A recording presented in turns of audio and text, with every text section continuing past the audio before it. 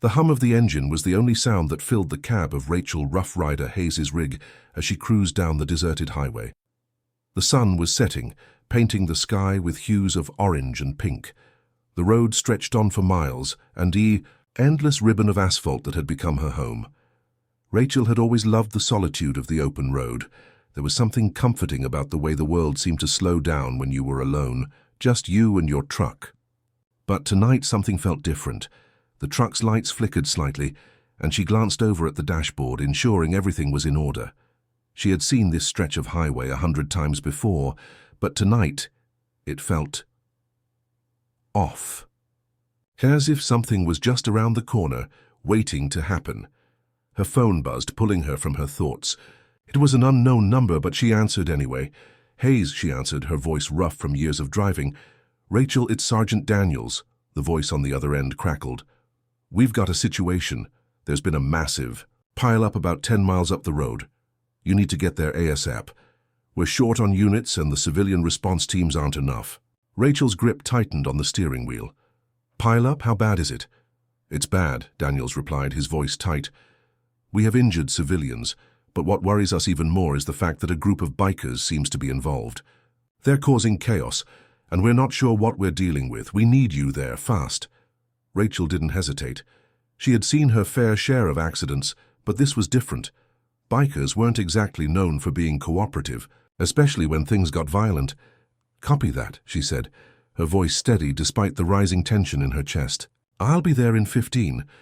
Rachel ended the call and tossed the phone onto the passenger seat.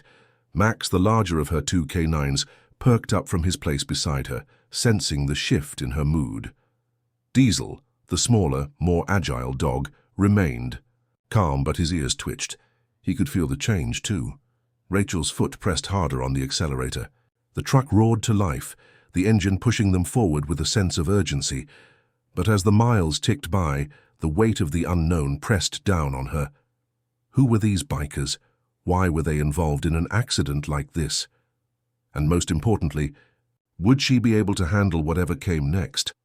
The radio crackled again, this time a warning about the bikers being heavily armed and possibly connected to a larger criminal syndicate. Rachel clenched her jaw. "Just another day on the job," she muttered. But even she knew this was no ordinary call. As she neared the scene, she could already see the flashing lights in the distance. A thick plume of smoke rose into the sky. The chaos was palpable, even from this far out. "Stay sharp," Rachel said, glancing down at Max and Diesel. "This isn't just another accident." The road ahead was blocked by emergency vehicles, but Rachel was trained for this. She knew how to maneuver around, how to keep calm under pressure, but as she pulled up beside the wreckage, the sight that greeted her was anything but calm. The pile-up was massive, cars smashed together, debris scattered across the road. And then she saw them, bikers everywhere. Some were arguing, others were pacing, but all of them had one thing in common. They were armed and dangerous. Rachel's heart raced as she spotted a group of injured civilians, and just as she was about to step out, she heard a shout from the crowd. "Look, it's the trucker, she's here to help." Rachel's eyes narrowed. The bikers were watching her now, their attention fully on her. She wasn't just here to help. She was now in the eye of a storm she hadn't anticipated, and she could already feel it coming for her. Suddenly, she heard a low growl from Diesel. The little dog had spotted something behind her. Her heart skipped a beat. "Max, Diesel, stay close," she whispered, her voice steady but filled with warning. This was the moment she'd been dreading, the quiet before the storm. Rachel knew one thing for sure. This wasn't just going to be another rescue mission, it was going to be a fight she had to win. Hit subscribe and leave a comment with where you're watching from.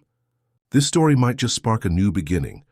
What's one thing that always pushes you forward, even when things get tough?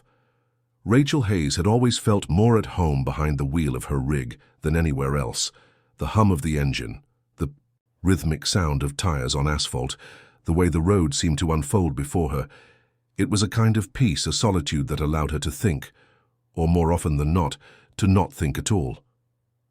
But tonight, everything felt different. The weight of the situation had settled heavily on her chest.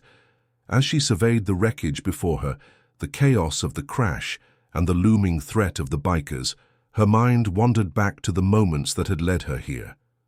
to the moments that had shaped her into who she was today. Rachel wasn't always the rough rider people now knew her as. In fact, there was a time when she barely recognized the woman in the mirror. She'd been born into a family that lived and breathed the road. Her father was a trucker, her mother was a mechanic, and she had spent more time on highways than most kids spent in classrooms.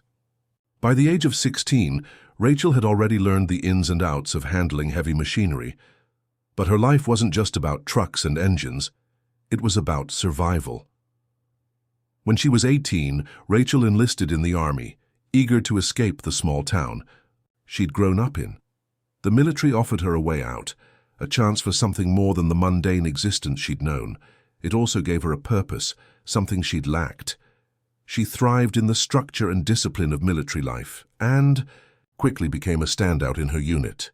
Her skills as a handler and trainer for military K9s set her apart, and it wasn't long before she found herself working closely with Max and Diesel, two K9s who would become as much a part of her as her own skin. Max was a German shepherd, strong, loyal, and fiercely protective. Diesel, a Belgian Malinois, was smaller but incredibly fast and agile, with an intelligence that rivaled any human soldier. Together they had become her family, her team. It wasn't long before Rachel saw combat. She was deployed to places that no one talked about, places where people disappeared without a trace, and where the world outside had no idea what was really going on. She learned quickly that in the military, the line between right and wrong could blur, and sometimes survival was the only thing that mattered. During a particularly grueling mission in the Middle East, Rachel lost a teammate, a young soldier who had been like a brother to her. The loss was devastating. It was the kind of loss that haunted you long after the mission was over. But it wasn't just the loss of a comrade that left a mark on her. It was the betrayal that came after. The man who had been responsible for the soldier's death had never faced consequences. That betrayal festered in Rachel's heart, and when she returned to civilian life, she found herself with more questions than answers. She had changed. She wasn't the same girl who had left for the army. The world seemed smaller now, less forgiving, but the one constant in her life was her K9s. Max and Diesel were there through the darkest times, their loyalty unyielding. They were her family, her partners in this crazy journey. When she left the army, she turned to trucking. It wasn't just a way to make a living, it was a way to escape. The open road was the only place where she didn't feel like a ghost, where the past couldn't catch up with her. And yet, no matter how far she drove, the memories followed. The men and women she had served with, the missions she had completed, the ones who never came back, the ghosts never truly left. But tonight was different. Tonight, the past wasn't just haunting her. It was about to collide with the present in a way she never expected. The bikers, the crash, the chaos, it was all connected. And somehow, she knew this was only the beginning. Her thoughts were interrupted by a sharp bark from Diesel, followed by a growl from Max. Rachel's heart rate spiked and she immediately snapped into action. She was no stranger to danger, but something about this felt wrong. She quickly scanned the scene. The fire trucks were already there, but the bikers hadn't dispersed. In fact, they seemed to be getting bolder. Some were walking toward her, while others stayed back, eyes fixed on her like predators assessing their prey. She couldn't afford to wait any longer. "Max, Diesel," she muttered under her breath, her voice steady. "Stay close." She opened the door of her truck, stepping out onto the cracked pavement, her boots making a loud thud as they met the ground. Max and Diesel flanked her immediately, both alert and ready for anything.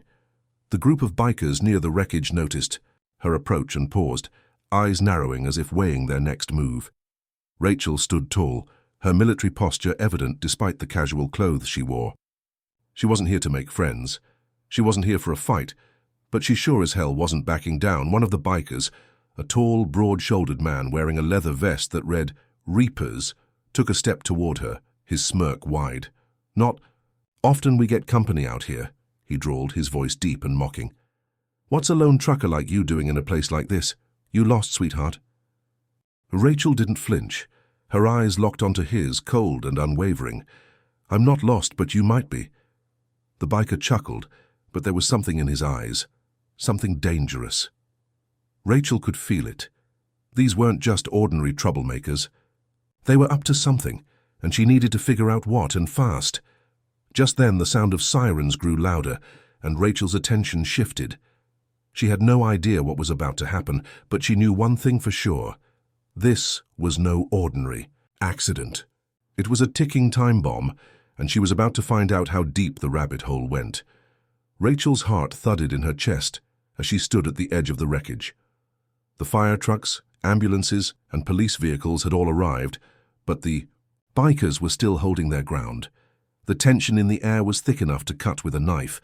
The one called Reaper continued to stand in front of her, a menacing smile tugging at his lips as he sized her up. His hands flexed near his belt, where a gun and a knife were clearly visible. Rachel's fingers tightened around the strap of her jacket.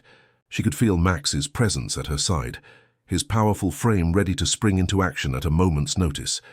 Diesel, ever the sentinel, stood alert, ears pricked forward, eyes scanning the crowd. These were the moments she lived for.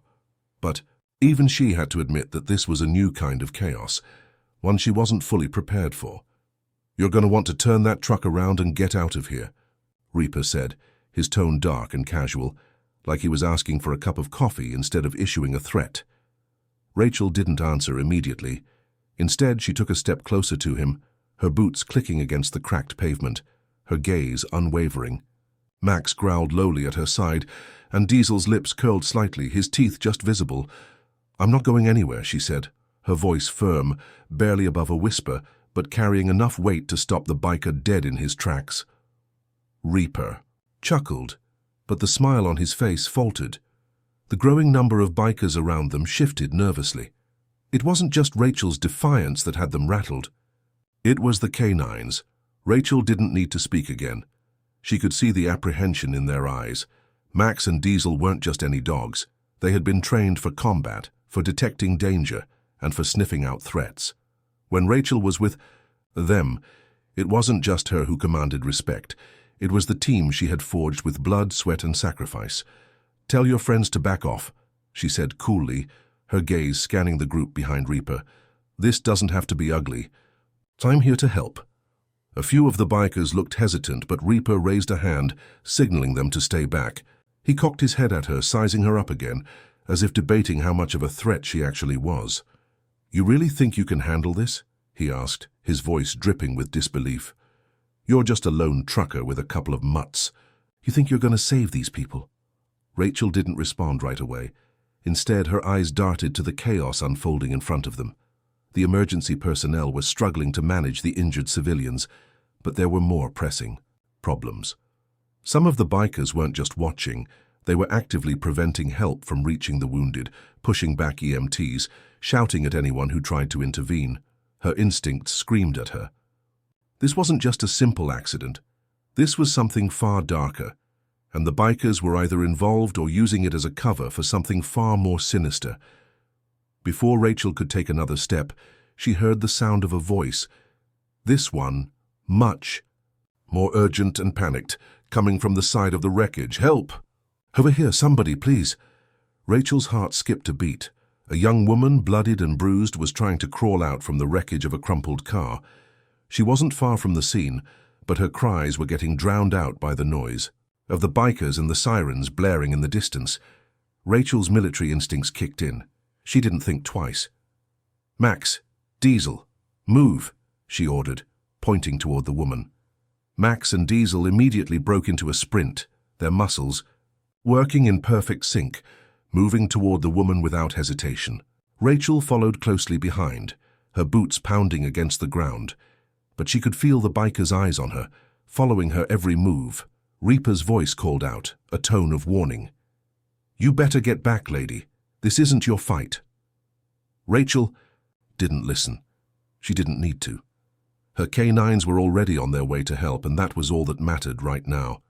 The woman was on the ground, struggling, her hands clawing at the debris.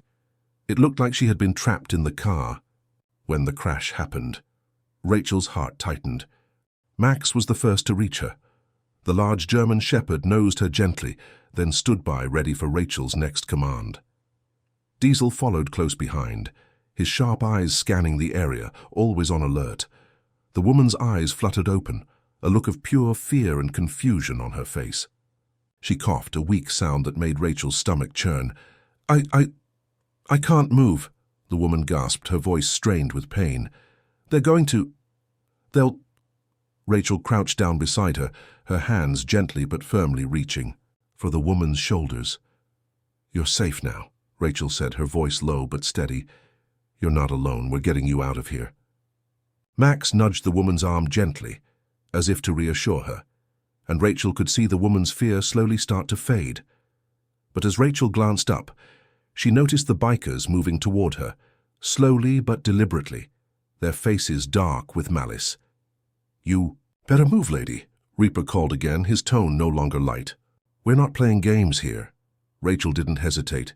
She motioned for Diesel to stand guard while she moved to assess the woman's injuries. But as she began to help the woman, something in the air shifted. The bikers weren't just making threats anymore. There was an unmistakable tension that stretched between Rachel and the group, and she could feel it. Something was coming. Something bigger. And this wasn't just about a simple accident anymore. There was a deeper story to this, one that Rachel wasn't going to walk away from. She was in the middle of something far more dangerous than she had ever anticipated, and her military instincts told her that it was only going to get worse.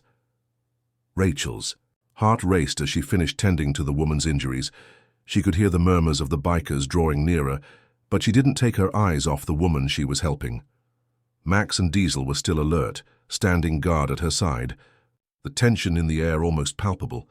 They knew something was off, and Rachel could feel the weight of it pressing on her chest.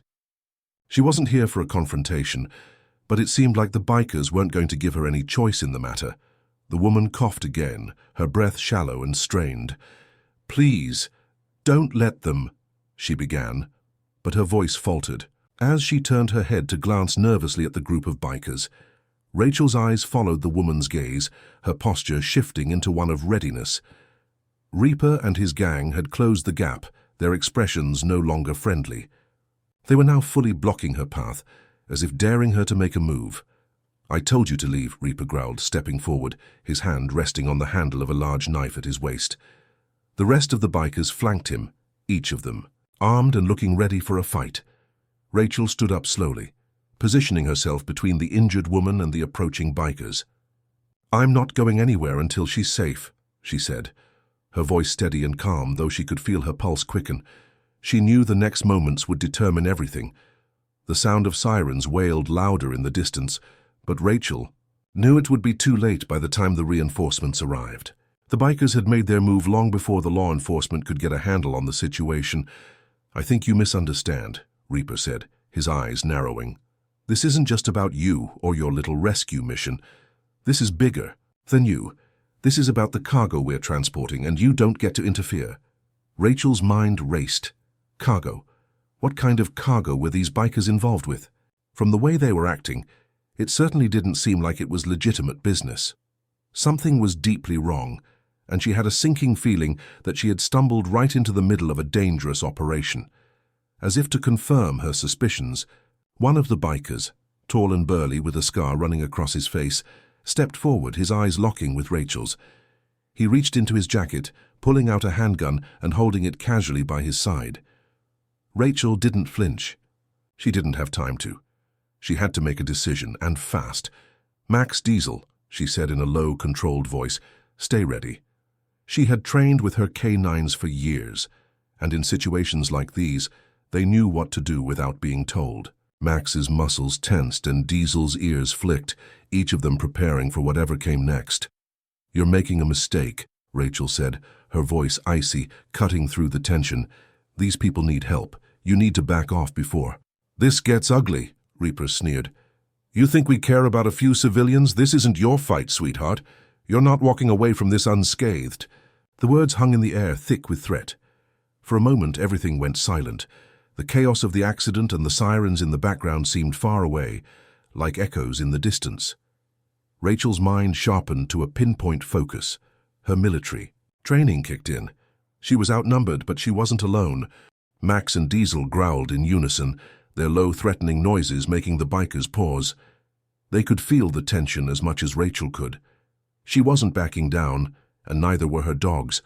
They were a team, a family, and nothing would make her abandon the woman she was trying to save. Suddenly, a loud screeching sound pierced the air as one of the bikers revved his engine, preparing to move in. The sound broke the stalemate, and before Rachel could react, chaos erupted. The sea. Biker with the gun lunged forward, but Max was quicker.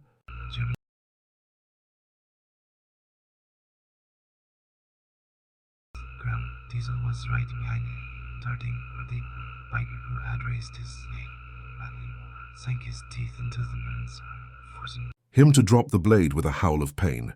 Rachel didn't hesitate. She moved toward the woman, shielding her as Max and Diesel tore into the bikers with precision. The chaos erupted around her, but in the storm, she remained focused, her mind clear. The bikers were reacting with anger, but Rachel's K9s were trained to fight with purpose, not blind rage. They were calculating, efficient, and devastating in their defense of Rachel and the civilians. "Get her out of here." Rachel shouted at the woman, her voice urgent. The woman, though weak, managed to crawl a few steps before Rachel grabbed her hand, pulling her to her feet. But as they moved toward the safety of the emergency vehicles, one of the bikers managed to break free from Max's grasp, stumbling toward Rachel with a wild look in his eyes. He raised a gun, aiming directly at her. Time seemed to slow as Rachel's body reacted instinctively. She pushed the woman aside and ducked just as the shot rang out. The bullet missed by mere inches, grazing her jacket. Max and Diesel were on the biker in an instant, taking him down before he could pull the trigger again. Rachel's breath came fast, her pulse pounding in her ears. She didn't have time to think. She grabbed the woman again and shoved her toward the nearest police officer, yelling for them to get her to safety. "Move it!" she barked, her voice commanding. The officers rushed to help, pulling the woman into an ambulance. Rachel turned back to the bikers. The group was retreating now, some still nursing wounds from Max and Diesel's attack, but Reaper stood in the middle of the chaos, glaring at her with seething hatred. "This isn't over," he spat, before signaling for his crew to fall back. Rachel didn't say a word as they disappeared into the night, the engine sounds of their motorcycles fading into the distance. But she knew deep down that this was only the beginning. The storm was far from over. The night air was thick with tension, and Rachel could still feel the remnants of adrenaline pulsing through her veins as she watched the bikers disappear into the distance. The chaos of the crash site was slowly dying down, but it wasn't over yet, not by a long shot.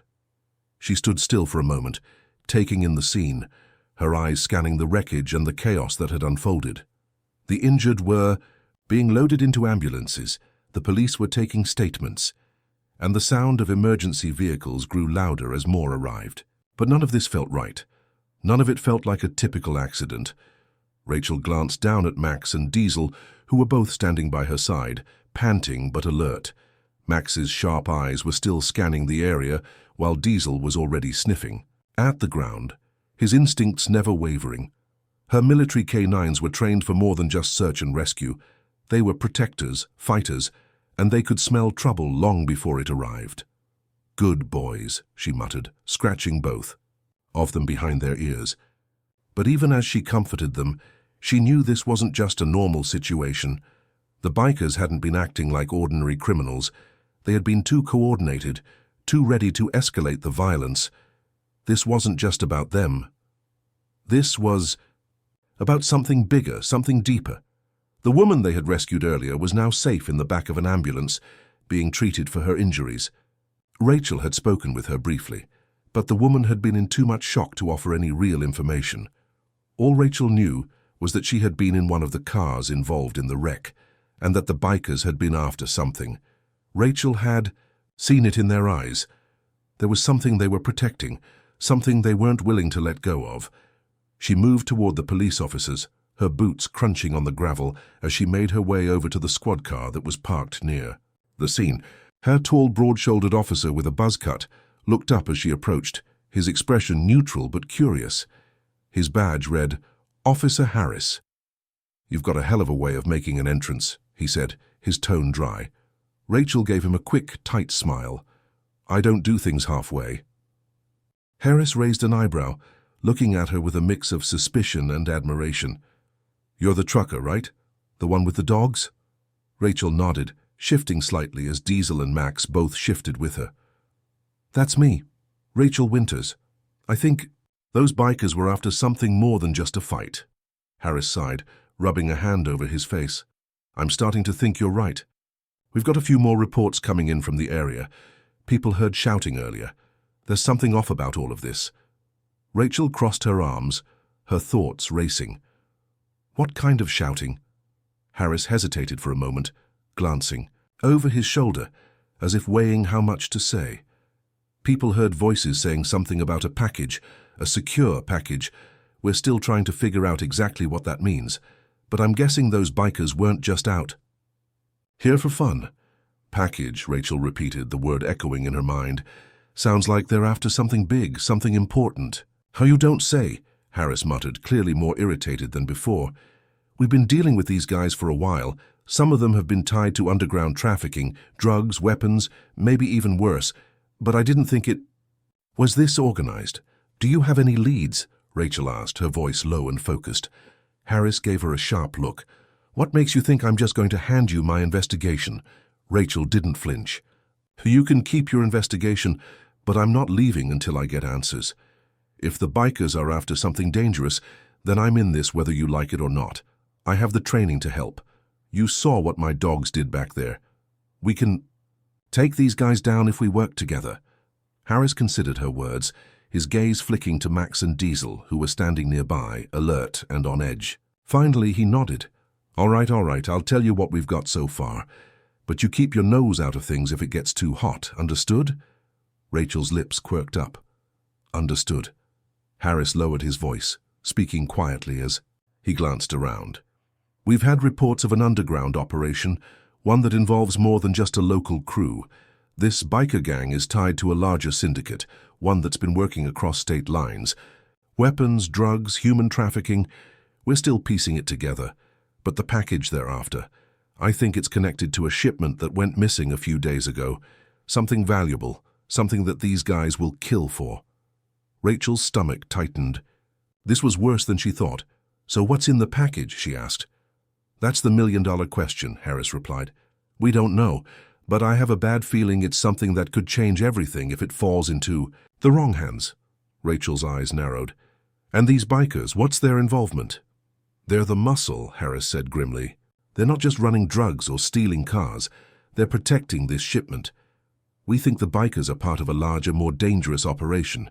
They've been moving in and out of this area for months, but it's all been under the radar until now. Rachel took a deep breath, her mind racing.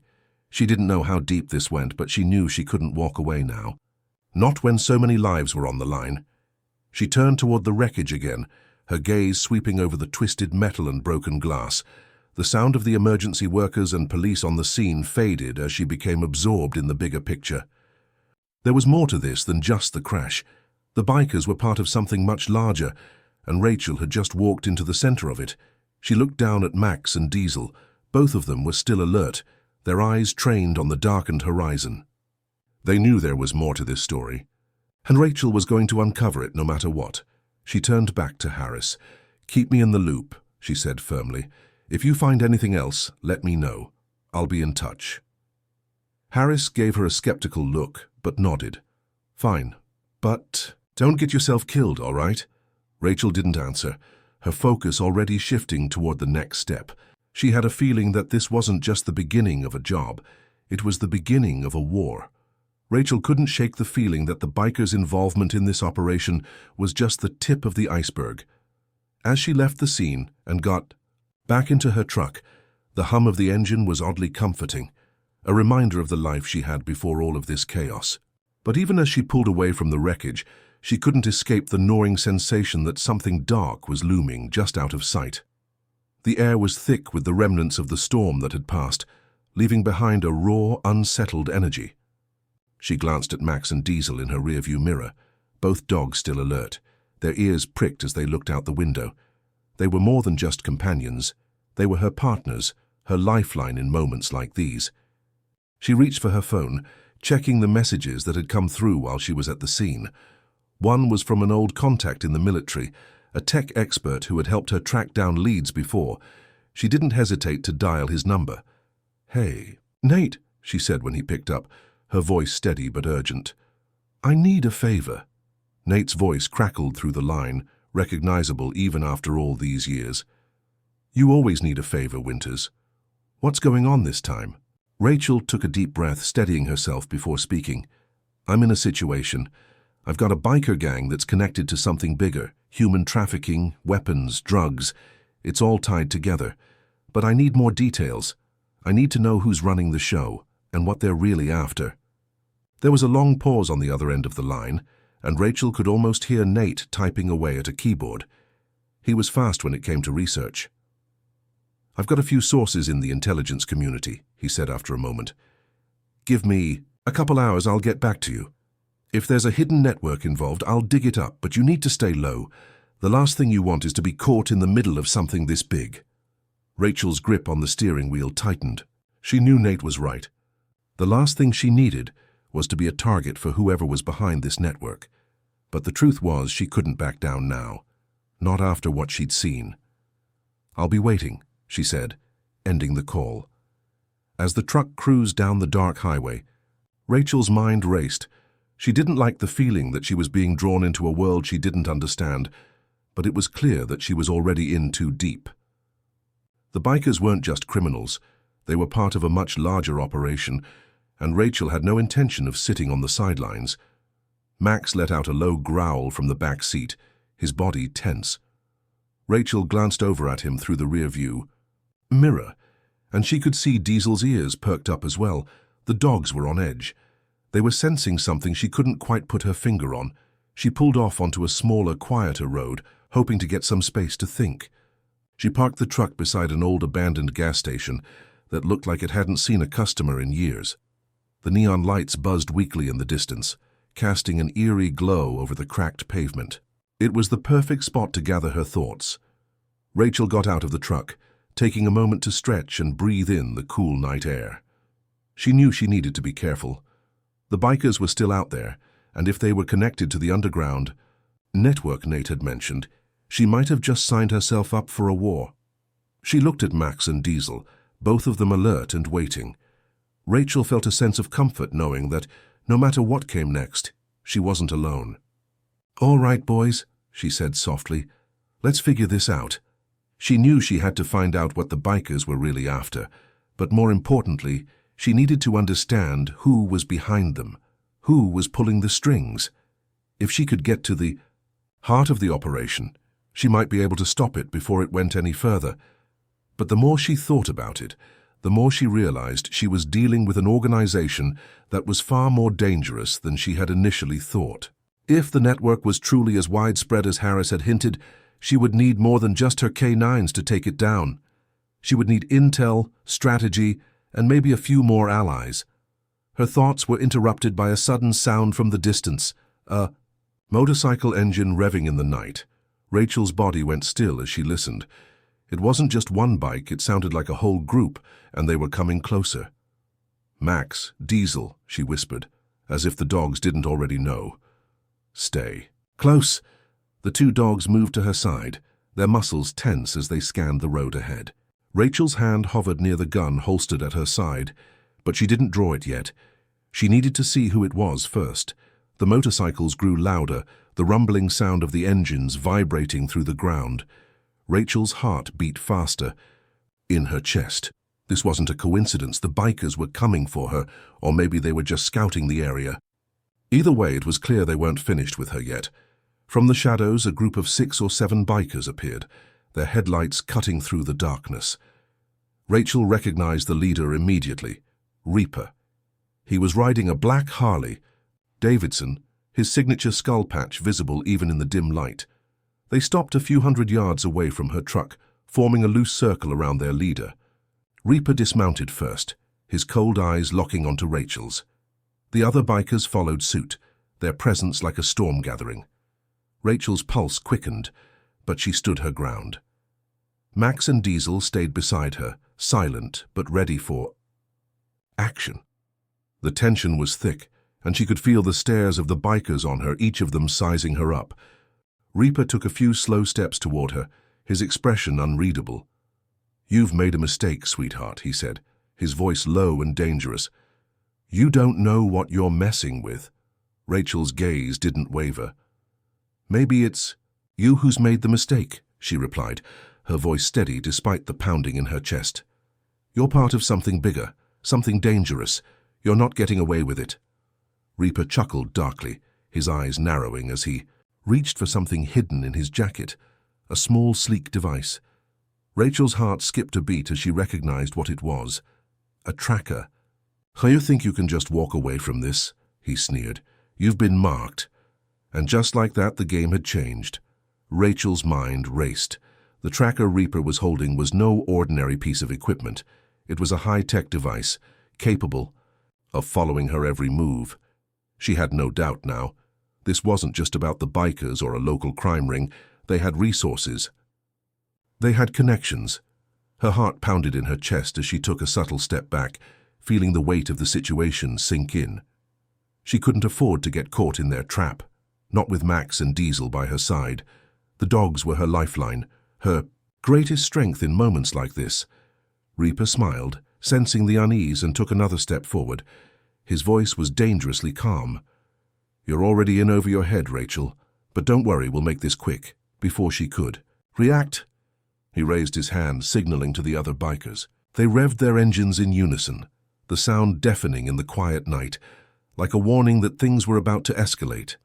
Rachel's hand moved instinctively to the sidearm she had tucked in her waistband, but she knew she wasn't going to draw it. She couldn't afford to escalate the situation too quickly. Max let out a low growl, his posture rigid, while Diesel stood motionless, eyes locked onto the group. They could sense the tension in the air, but they were also waiting for her cue. Rachel's mind raced. She had to think, and fast. "Why don't you just walk away?" she said, her voice steady but firm. "You've made your point. I'm not afraid of you." Reaper's grin widened, but his eyes flashed with a dangerous glint. "It's too late for that, sweetheart." In a split second, everything happened. At once, the sound of engines roaring louder, the dust from the gravel road kicking up, and the unmistakable hum of an approaching danger. Rachel didn't wait. She made a split-second decision to go on the offensive. She spun and shouted to Max, "Get ready!" Without hesitation, Max lunged forward, his powerful legs propelling him at incredible speed, while Diesel stayed at her side, watching her every move. As the first biker made a move toward her, Max darted toward him, teeth bared and eyes burning with intensity. It was chaos. The biker stumbled back in surprise as Max knocked him off his bike, sending him crashing to the ground. The other bikers were momentarily caught off guard, their attention split between their fallen comrade and Rachel, who was now backing up toward her truck. Reaper growled in frustration and motioned to the others. "Don't just stand there. Get her." But the bikers weren't as fast as Rachel. The moment she jumped into her truck, she slammed the door shut, her fingers flying across the ignition. Diesel jumped into the back seat, and Max hopped in beside her as she floored the gas pedal, sending the truck roaring to life. The headlights cut through the dark road ahead, and Rachel's mind focused solely on getting out of there. The bikers scrambled to catch up, their motorcycles screeching as they shifted into gear, quickly gaining on her. "Hang on, guys," she muttered under her breath, her eyes scanning the road ahead.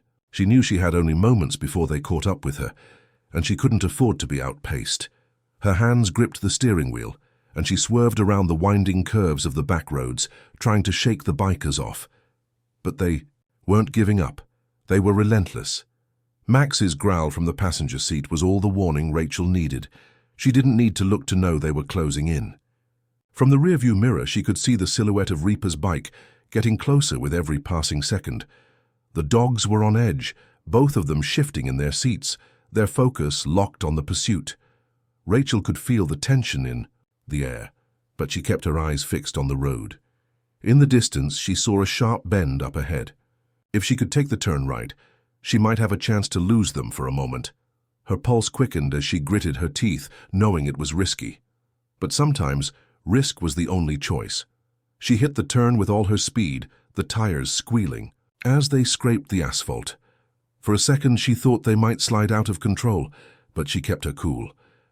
The truck handled the curve just fine, and she pushed harder, her eyes now searching for the next turn, the next way out. But the bikers were right on her tail. She didn't have much time. One mistake and they'd have her surrounded. As she barreled down the road, a flash of light in the distance caught her attention. A gas station, a small rest stop she knew all too well. It was an old spot she'd used to stop during long hauls. If she could make it there, maybe she could regroup. She slammed the pedal down again, the truck lurching forward. The bikers followed, gaining ground with each passing second. She knew she was running out of options. The rest stop was close, but she wasn't sure she could shake them before she reached it. And if she didn't, well, she'd have to fight for her life. Max barked from the passenger seat, and Rachel didn't need him to tell her the situation was dire. The bikers were almost there, their headlights blinding in the rearview mirror.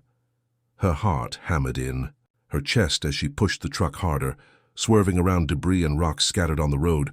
"Stay focused," she muttered to herself. "Stay focused." The gas station loomed closer now, and Rachel's plan began to take shape. She wasn't about to just drive in and give up. She was going to fight back. But before she could make her move, Reaper's voice rang out over the roar of the engines, cutting through the noise like a sharp blade. "You can run, Rachel, but you won't get far." He was right about one thing. The chase had only just begun. Rachel's heart thudded like a war drum in her chest as the gas station drew closer, the flashing neon lights reflecting off the rain-soaked pavement. The bikers were right on her tail, their engines growling like beasts in pursuit. But Rachel wasn't about to let them have the satisfaction of catching her. Not tonight. Max, sensing the urgency, growled low in the passenger seat, his hackles raised as if he could already feel the imminent danger closing in. Diesel remained still in the back, but his eyes never left the road, watching every move, every shift. The two dogs were ready, waiting for the signal, the moment she would give them a command to act. The gas station loomed ahead, its old flickering lights barely lighting the way. It was the kind of place you wouldn't stop at unless you had to. Dusty, abandoned looking, the pumps almost as outdated as the station itself. But it was exactly what Rachel needed, a place to regroup, to fight back if necessary. As she approached the gas station's parking lot, she slammed on the brakes, sending the truck into a hard right turn, tires squealing as they gripped the wet pavement. She barely held the wheel steady as the truck slid into position, its engine roaring as she brought it to a stop behind one of the old gas pumps, the side of the truck facing the entrance to the lot. The bikers, not expecting the sudden maneuver, slammed on their own brakes, sending a cloud of dust and gravel into the air. Rachel had no time to think. This was it, the moment she'd been preparing for. She couldn't run anymore, and she couldn't just sit there and wait to be surrounded. Before the bikers could recover from their own skidding, Rachel flung open the truck door, stepping out into the pouring rain. She had no intention of giving up without a fight. She wasn't afraid. She couldn't afford to be. Max and Diesel were already on the move, leaping from the truck like trained professionals, their eyes locked on the threat ahead. Reaper was the first to get off his bike, his boots hitting the wet ground with a soft thud. His eyes glinted with something darker now, a mixture of rage and amusement. He had underestimated her, and now he could see that it wasn't just the bikers she had to worry about. "You've got guts. I'll give you that," Reaper sneered, taking slow steps toward her, his hands hidden in his jacket pockets. "But you're out of your league, Rachel. This is bigger than you, bigger than your dogs, your truck, all of it." Rachel didn't flinch. "I don't care how big your operation is. You hurt innocent people, and that's where I draw the line." She motioned to Max, who stood beside her, eyes glowing in the dim light. "Get him, Max." The German Shepherd immediately charged, his powerful frame darting toward Reaper faster than the eye could track. Reaper barely had time to react before Max was on him, slamming into his chest with a force that sent him stumbling back. The biker leader let out a grunt of pain, but he quickly recovered, pulling a knife from his belt and lunging at Max. Rachel's eyes widened in horror. She couldn't let Max get hurt. Without a second thought, she reached for the gun she had holstered on her side and fired a warning shot into the air. "Back off," she shouted, her voice commanding. The bikers froze momentarily, their eyes darting from Rachel to each other. They clearly didn't expect her to come prepared. Diesel, ever the watchful guardian, positioned himself behind her, his growls sending a chilling warning to the other bikers. Reaper, clutching his chest where Max had slammed into him, gritted his teeth and hissed, "You think you can take me down with your dogs and a gun? This ends now." But Rachel's resolve was ironclad. She stepped forward, gun still in hand, eyes locked on Reaper. "It ends when I say it ends, and it's over for you, Reaper." For a split second, Reaper hesitated, his finger twitching around the hilt of his knife. The tension in the air was thick enough to cut with a knife, neither side willing to back down. But before he could make another move, a loud noise broke through the standoff, the sound of a truck engine revving, followed by the unmistakable growl of a second motorcycle group pulling into the lot. The new bikers weren't part of Reaper's crew, but their arrival complicated everything. Rachel's heart sank. She had hoped for just a few minutes of peace to think through her next move, but now she was surrounded on both sides. Reaper smirked, sensing his advantage. "You're too late, sweetheart," he said coldly, stepping backward as his crew took positions behind him. The second group of bikers, now dismounted, made their way over, their eyes scanning the scene. The man at the front, a tall, muscular biker with a thick beard, didn't bother to speak at first. He simply cracked his knuckles, his gaze lingering on Rachel with an unsettling calm. "Looks like we've got a little problem here," the bearded man said, his voice low and menacing. "How do you want to handle this, Reaper?" Rachel's mind was racing. She had to think quickly, but she was outnumbered, and her options were narrowing fast. She glanced over at Max and Diesel, who were still in defensive positions, their eyes sharp and focused. These dogs were more than just companions. They were soldiers, and they would fight until the very end. Her fingers tightened around the gun. This wasn't over, not by a long shot. She took a deep breath, her voice steady. "If you want to make this a fight, we can do that. But know this, you're dealing with more than you think." Reaper raised an eyebrow. "And what exactly is that supposed to mean?" Before she could respond, Diesel, anticipating the next move, launched himself at the closest biker, knocking him to the ground with a snarl that echoed in the rain-soaked night. Max followed suit, his instincts guiding him as he took down another one of the bikers with swift precision. The situation had gone from bad to worse, and the chaos was only just beginning. The night had turned into an absolute frenzy. The air, heavy with the sound of growling engines and clattering boots, was now punctuated with the low growls of Max and Diesel. The chaos exploded into action as Rachel's dogs sprang into the fray, and the bikers were quickly realizing they were in way deeper than they'd anticipated. Max, the alpha of the two, tackled another biker to the ground with a powerful jolt. The man didn't stand a chance as Max's jaws snapped inches from his face, sending him scrambling backwards. Diesel, not to be outdone, had already locked onto a different target, lunging for the second biker, sinking his teeth into the man's arm as they both hit the ground in a flurry of motion. Rachel's heart raced, her grip on the gun tightening. As she scanned the scene, her hands were steady, but the adrenaline was pumping through her veins, making everything feel sharper, more dangerous. She could see Reaper and his remaining men shifting, trying to regain control of the situation. But the dogs were relentless, more trained than any biker could hope to deal with. "Enough!" Reaper's voice rang out through the night, sharp and commanding. For a moment, everything paused. The fighting stopped, just for an instant. Rachel kept her gun raised, eyes narrowed on Reaper. Max and Diesel stood at her side, their bodies tense, ready to pounce at her command. Reaper stood a few feet away, his expression a twisted mix of anger and disbelief. He hadn't expected Rachel to fight back this fiercely. Hell, he didn't even expect the dogs to be this effective. But it was too late for second thoughts. This had escalated beyond a simple confrontation. He slowly raised his hands in mock surrender, but Rachel knew better. She wasn't about to lower her guard. Not now, not with the situation so precarious. "You're out of your depth, Rachel," Reaper said with a cruel grin. "This is just the beginning. You can't take on the whole club. We'll always come back, and you know it." Rachel didn't flinch. She held her ground. "I've dealt with worse than you, and I'm not backing down." Her words were icy, calm, but underneath there was an undeniable steel in her voice. She wasn't just talking about these bikers. She was talking about everything she had fought through in her life, all the moments where she had been pushed to the brink and found a way to rise above. Reaper studied her for a moment, and then something flickered in his eyes, perhaps a realization that for once he wasn't the one in control. Then, just as quickly, his expression hardened again. He nodded to the bearded biker who stood silently watching. "Take her," Reaper barked, his voice like a whip cracking in the heavy air. The bikers lunged forward, but Rachel was ready. She darted to the side, using the confusion as a distraction. She fired a shot into the air, sending the others scrambling back, but there was no stopping the chaos now. Diesel broke free from his hold on the biker he'd been fighting and rushed forward, his teeth bared. Max, already anticipating the next move, launched himself in another swift strike, knocking one of the bikers to the ground. Rachel didn't hesitate. She bolted for her truck, her mind racing as she jumped inside, slamming the door behind her.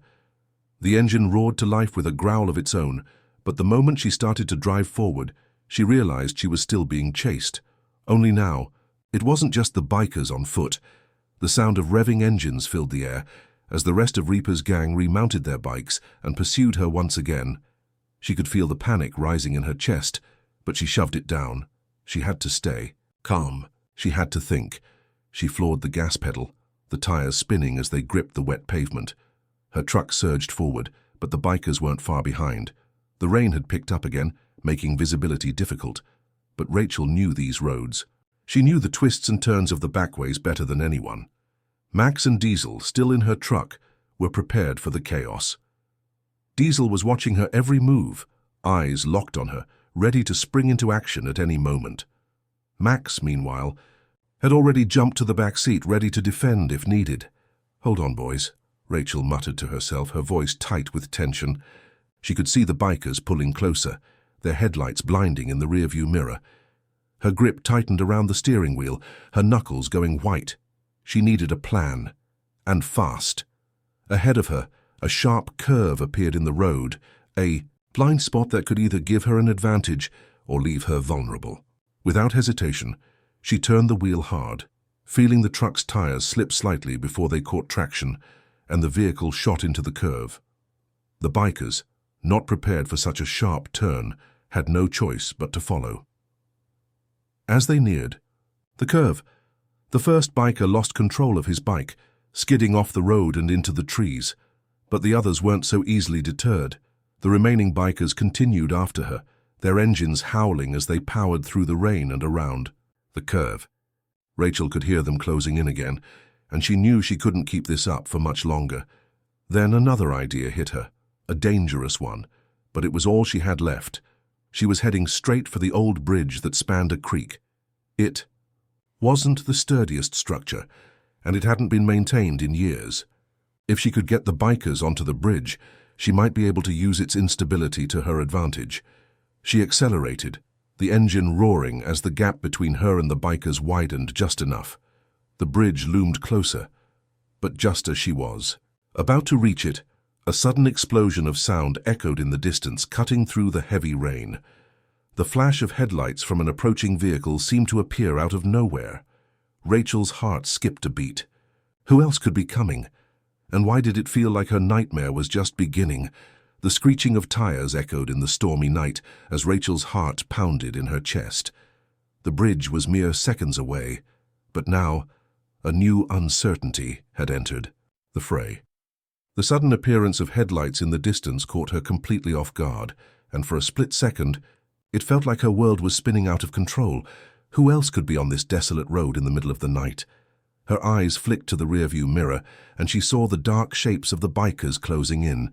She couldn't afford any more distractions, but the headlights from the approaching vehicle were getting closer. She couldn't shake the nagging feeling that this new presence wasn't just a random passerby.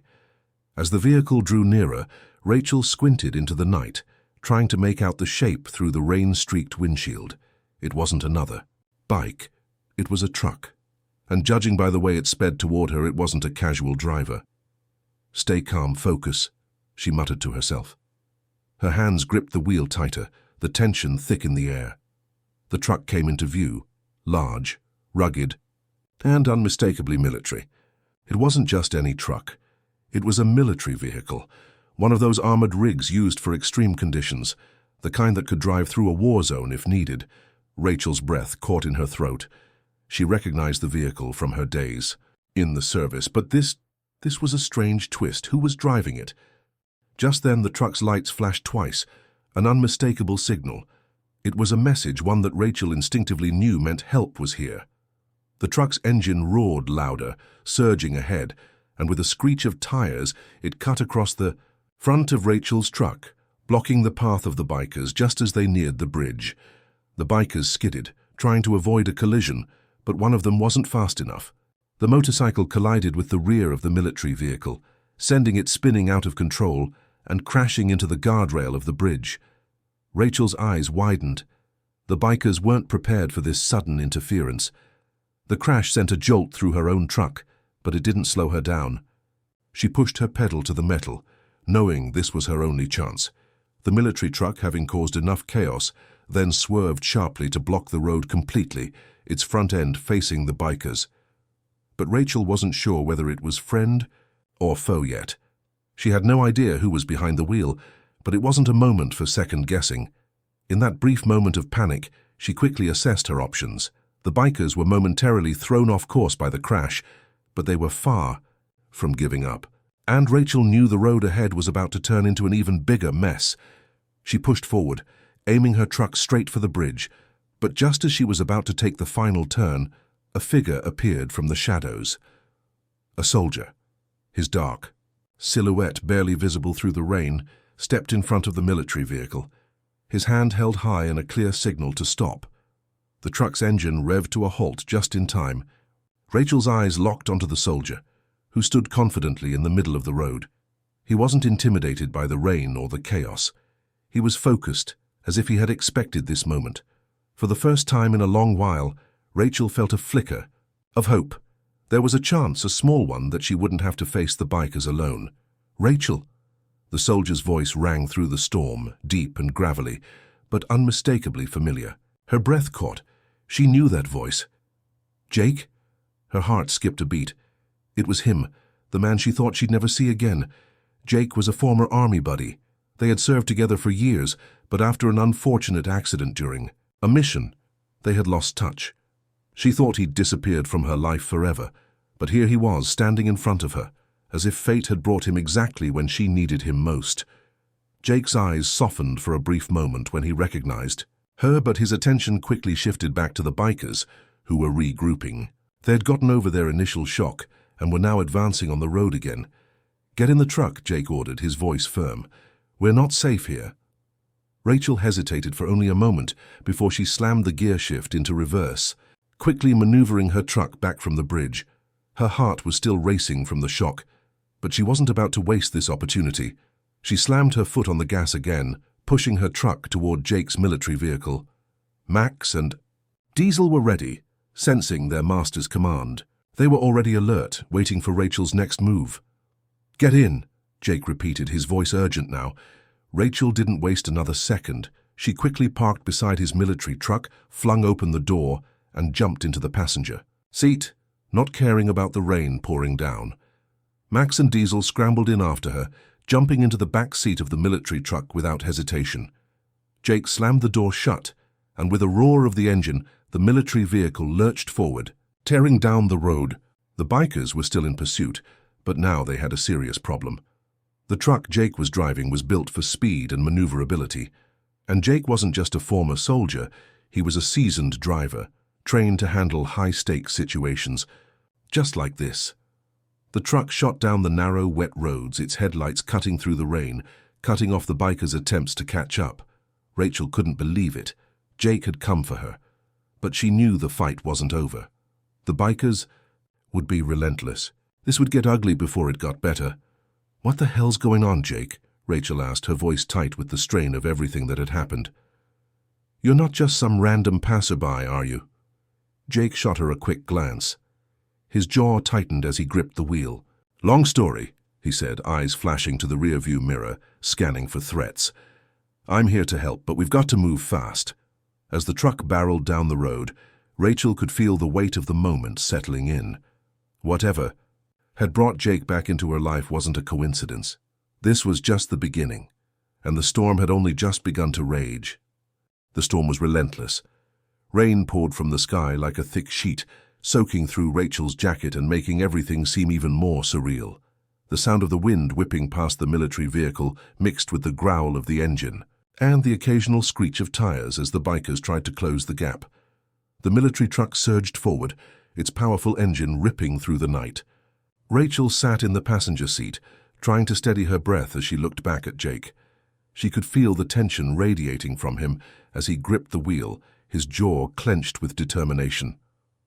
"Are we seriously doing this?" Rachel asked, her voice hoarse from the adrenaline and the rain. Jake didn't answer immediately, his focus fixed on the road ahead, scanning the rearview mirror for the biker's movements.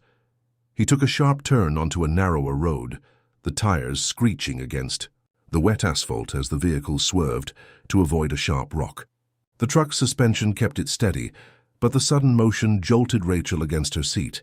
"They won't stop, Rachel," Jake said finally, his voice steady but tinged with a certain urgency. "But neither will we. If they're after you, we need to get ahead of them. Now." Rachel frowned, trying to piece together the situation. "You came back for me, but why? What's going on?" Jake's eyes darted to her briefly before he focused back on the road, but there was something. In his gaze, a flicker of guilt. "It's complicated," he said, his tone making it clear he wasn't ready to explain. "But right now all that matters is that we get out of here." As they pushed forward, Rachel watched the rear-view mirror, the flashing lights of the bikers growing closer again. It was clear now they weren't just going to let her go. But what did they want? Why had they targeted her, and why had Jake suddenly shown up? "Who are they, Jake?" she pressed, the weight of her own thoughts driving her to seek answers. "Why are they after me?" Jake remained silent for a moment, his face shadowed in the dim light of the truck's interior. The headlights illuminated the rain-slicked road ahead of them, but his gaze remained fixed on the rear-view mirror, his mind working faster than his words could catch up. "They're not just bikers," Jake finally said, his voice low, almost like a warning. "They're part of something bigger, something military, black market stuff. Weapons, human trafficking, the kinds of things most people don't even want to think about. And you've been caught up in it." Rachel's heart skipped a beat. Her mind raced as she tried to connect the dots.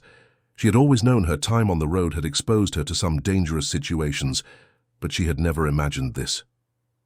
"You think they're after me because of something I've seen? Something I know?" Rachel's voice was sharp now, demanding the truth. Jake didn't immediately respond, his focus unwavering. "It's not about what you've seen, it's about what you've done. Or more specifically, what you were trained to do." Rachel's eyes widened. "What are you talking about?" Jake glanced over at her briefly. His tone was grim. "You were one of the best. They know what you're capable of. And they know you've got skills that could be a threat to their operation."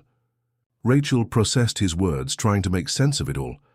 "You're saying they think I'm a threat?" Jake's expression hardened. "Exactly." Before Rachel could respond, there was a sudden blinding flash of light that made her flinch. The truck lurched as a shot rang out, the sound of the bullet impacting the metal, a harsh reminder that the bikers weren't going to back off easily. Jake's hands tightened on the wheel, his eyes scanning the road ahead. He swerved to the right to avoid another shot, barely managing to keep the truck on course as it fishtailed in the rain. "Hold on," Jake barked as he slammed his foot down on the gas pedal, the truck surging forward with a roar. Rachel's heart hammered in her chest. The situation was spiraling fast, and everything was happening too quickly for her to process. She looked out the window, spotting the flash of headlights in the distance, but these weren't the bikers. There was something else coming toward them, something big. "Jake!" Rachel shouted over the sound of the roaring engine and rain. "What is that?" Jake barely glanced over his shoulder, his brow furrowing in concentration. "Back up," he said curtly. "We've got company." Just as he finished speaking, another military vehicle emerged from the rain, appearing out of nowhere, its headlights cutting through the storm. It pulled up alongside them, matching their speed and pushing the bikers to the rear. Rachel felt a mix of relief and confusion. Who were these people? Had Jake brought reinforcements? Was this a trap? The second vehicle sped ahead of them, blocking the bikers from advancing. A loud burst of gunfire erupted from the back of the truck, and Rachel's heart skipped a beat as the bikers scattered, clearly caught off guard by the sudden intervention. "Stay low," Jake ordered, his voice sharp. "We're not out of the woods yet." Rachel ducked down, instinctively reaching for the gun she had stashed at her side. Max and Diesel were on alert, their growls becoming more guttural as the tension mounted. For the next few minutes, the world outside felt like a blur. The military trucks swerved, cutting off the bikers as they tried to regroup. The rain poured down harder, the sound of the storm mixing with the chaotic shouts and gunfire. The two trucks didn't stop until they reached a small clearing, a rundown barn that looked abandoned but still held some cover. Jake slammed on the brakes, bringing the truck to a halt. Rachel looked up, still reeling from everything that had just happened. The bikers had been stopped, but they weren't finished. Not yet. Jake turned off the engine, and the sudden silence was deafening. "We're not safe yet," Jake said, his voice low. "But for now, we've got a moment." Rachel glanced around, her mind still whirling. "Who are these people, Jake? Who's helping us?" Jake met her gaze, his expression hardening. "People who owe me a favor," he said, his voice tinged with something Rachel couldn't quite place. "Then why the hell didn't you tell me about them?" she snapped. Jake didn't flinch. "Because you weren't supposed to get dragged into this. You weren't supposed to be here."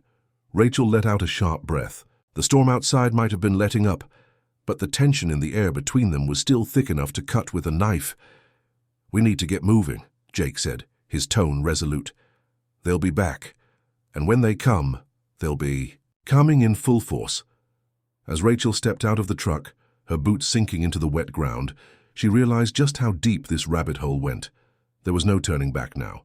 Whatever was happening, whatever this was about, she was in it for the long haul. And she wasn't sure if she was ready. The rain had lessened, but the tension in the air was suffocating. Rachel stepped out of the military truck, her boots sinking into the muddy ground as she glanced around. The barn they'd stopped in front of looked abandoned, its structure worn by years of neglect, yet it seemed to offer the kind of shelter they needed for the moment. Jake's hand was on the door as he stepped out, his expression unreadable. Max and Diesel immediately bounded from the back of the truck, their keen senses scanning the surroundings, their ears twitching at every noise. "You didn't tell me about this place," Rachel said, her voice low, her eyes still trained on the barn. "Who owns it? And who are these people you brought with us?" Jake didn't answer right away. Instead, he pulled out his phone and checked the incoming messages, his brow furrowing as he typed quickly. After a moment, he stuffed the phone back into his pocket and looked at Rachel, his expression hard. "The people who just helped us, they're allies, former soldiers just like me. But you don't need to know more right now. You're safe here for a bit," he said, his tone clipped. Rachel raised an eyebrow. She was used to hearing military lingo, but this felt different. There was something Jake wasn't telling her, and it was starting to itch at the back of her mind. "And why the secrecy, Jake?" she asked, her voice low but demanding. "What's really going on here?" Jake let out a deep sigh, his fingers tightening into fists. He didn't want to talk about this, not now. But the look in Rachel's eyes, the desperation, the frustration, made him pause. "It's complicated," he said finally, his voice softening. "But right now, what matters is that the bikers are part of something bigger. They're involved in operations I was tracking back when I was in the military. Things that shouldn't have happened.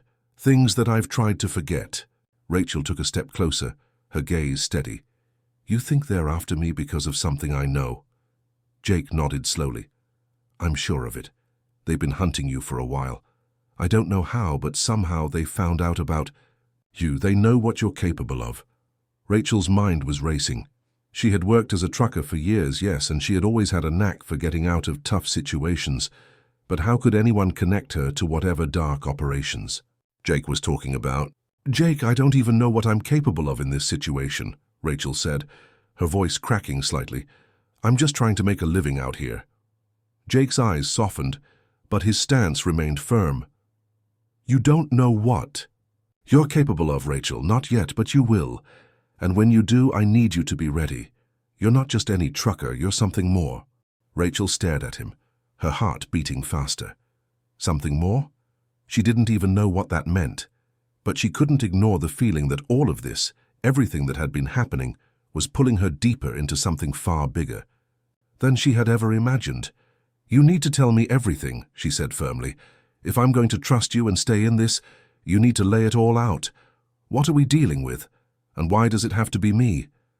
Jake hesitated, his eyes flicking to the barn behind them. He seemed torn, but after a long silence he finally spoke. "When I was in the military, I was part of a special unit. We handled black ops, covert missions. But things went sideways, real sideways. There was an operation, one that I was supposed to be a part of, that went terribly wrong. A few years ago, my unit got involved in a weapons trade gone bad. People died. Soldiers, civilians. A lot of people got hurt and the whole operation went dark." Rachel listened intently, her brows furrowing as she tried to piece together the fragments of Jake's story. There were survivors, of course, but when the mission failed, we all went underground.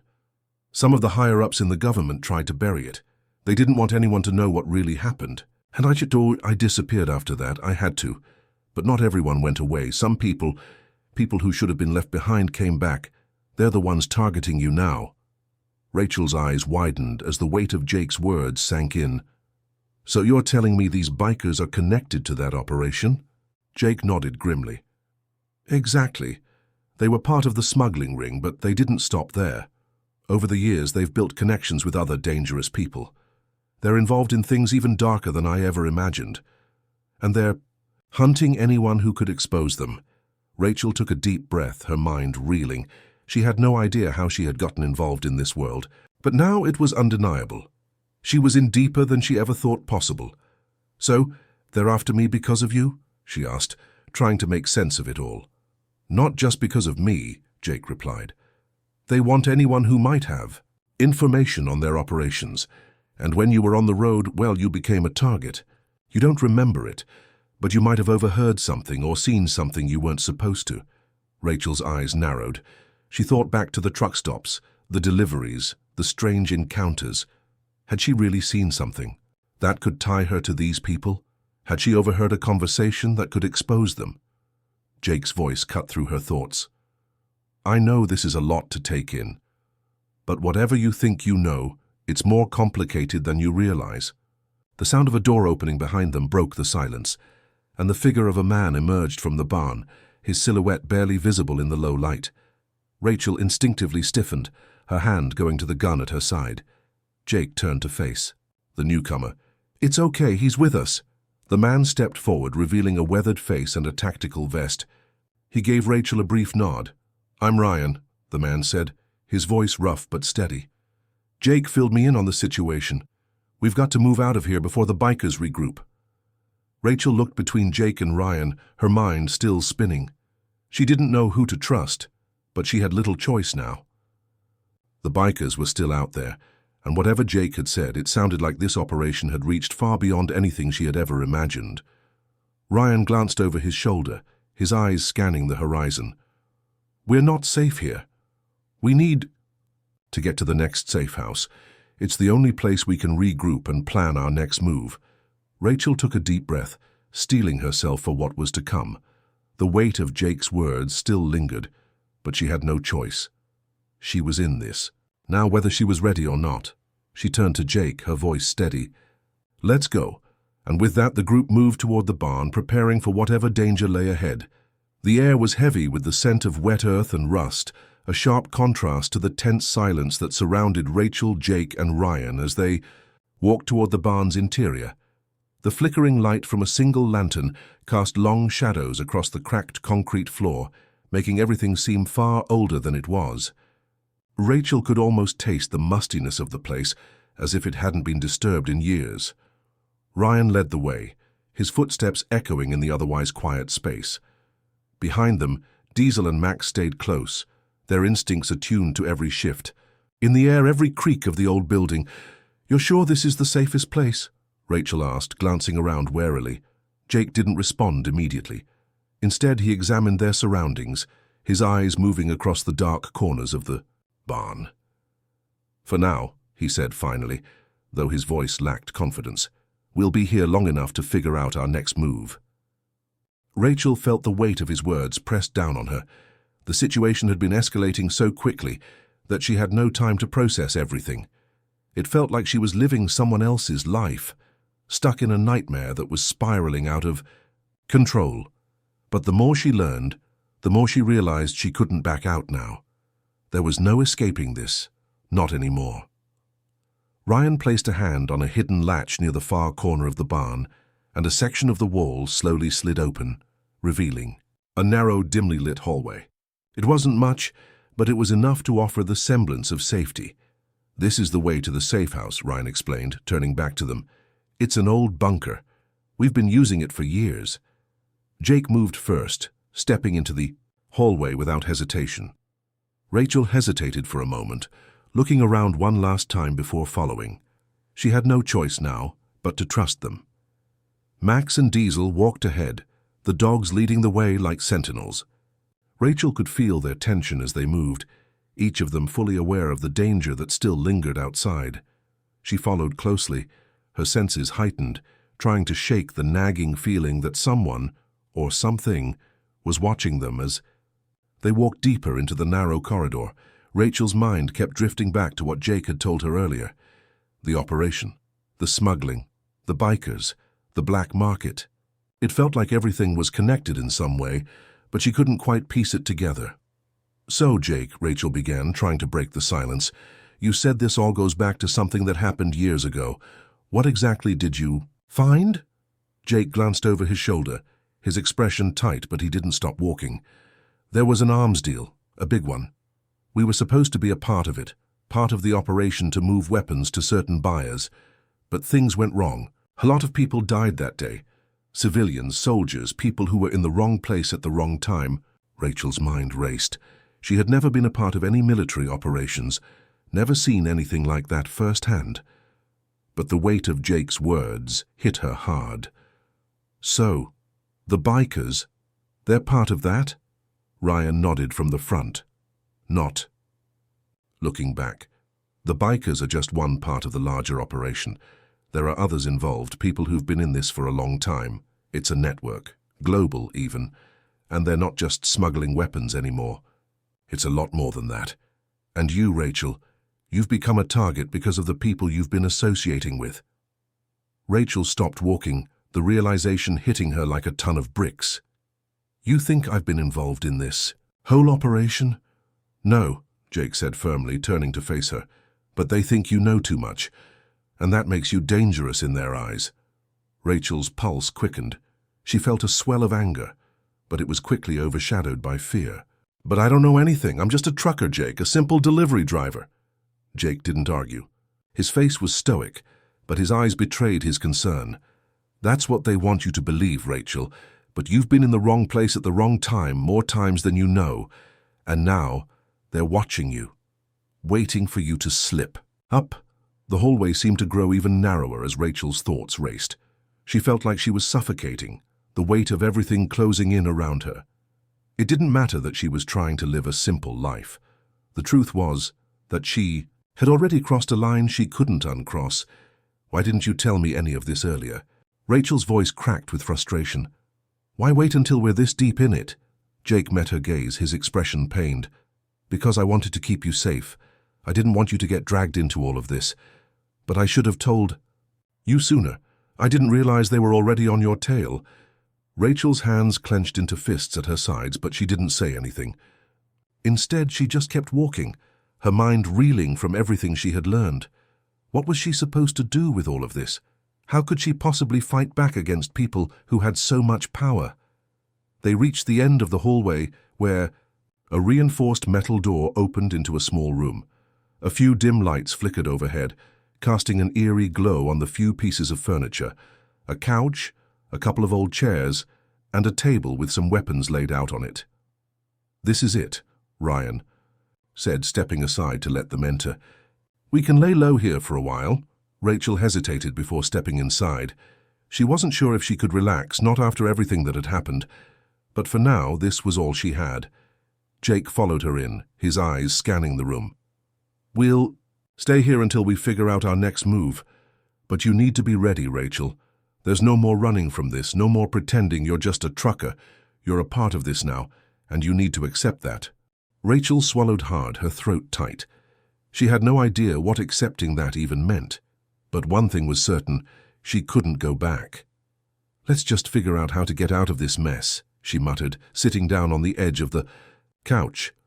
I'm not ready to die for something I don't even understand. Jake gave her a long look before turning to Ryan. We need a plan, a real one, and we need it fast. Ryan nodded. I'll make the calls. But we can't stay here too long. The bikers are still out there. The weight of his words hung in the air like a dark cloud. There was no easy way out, and whatever was coming, Rachel wasn't sure she was ready to face it. Rachel sat in the dimly lit safe house, her fingers wrapped tightly around a warm cup of coffee. The bitter taste did little to calm her nerves. She had always prided herself on being independent, self-reliant.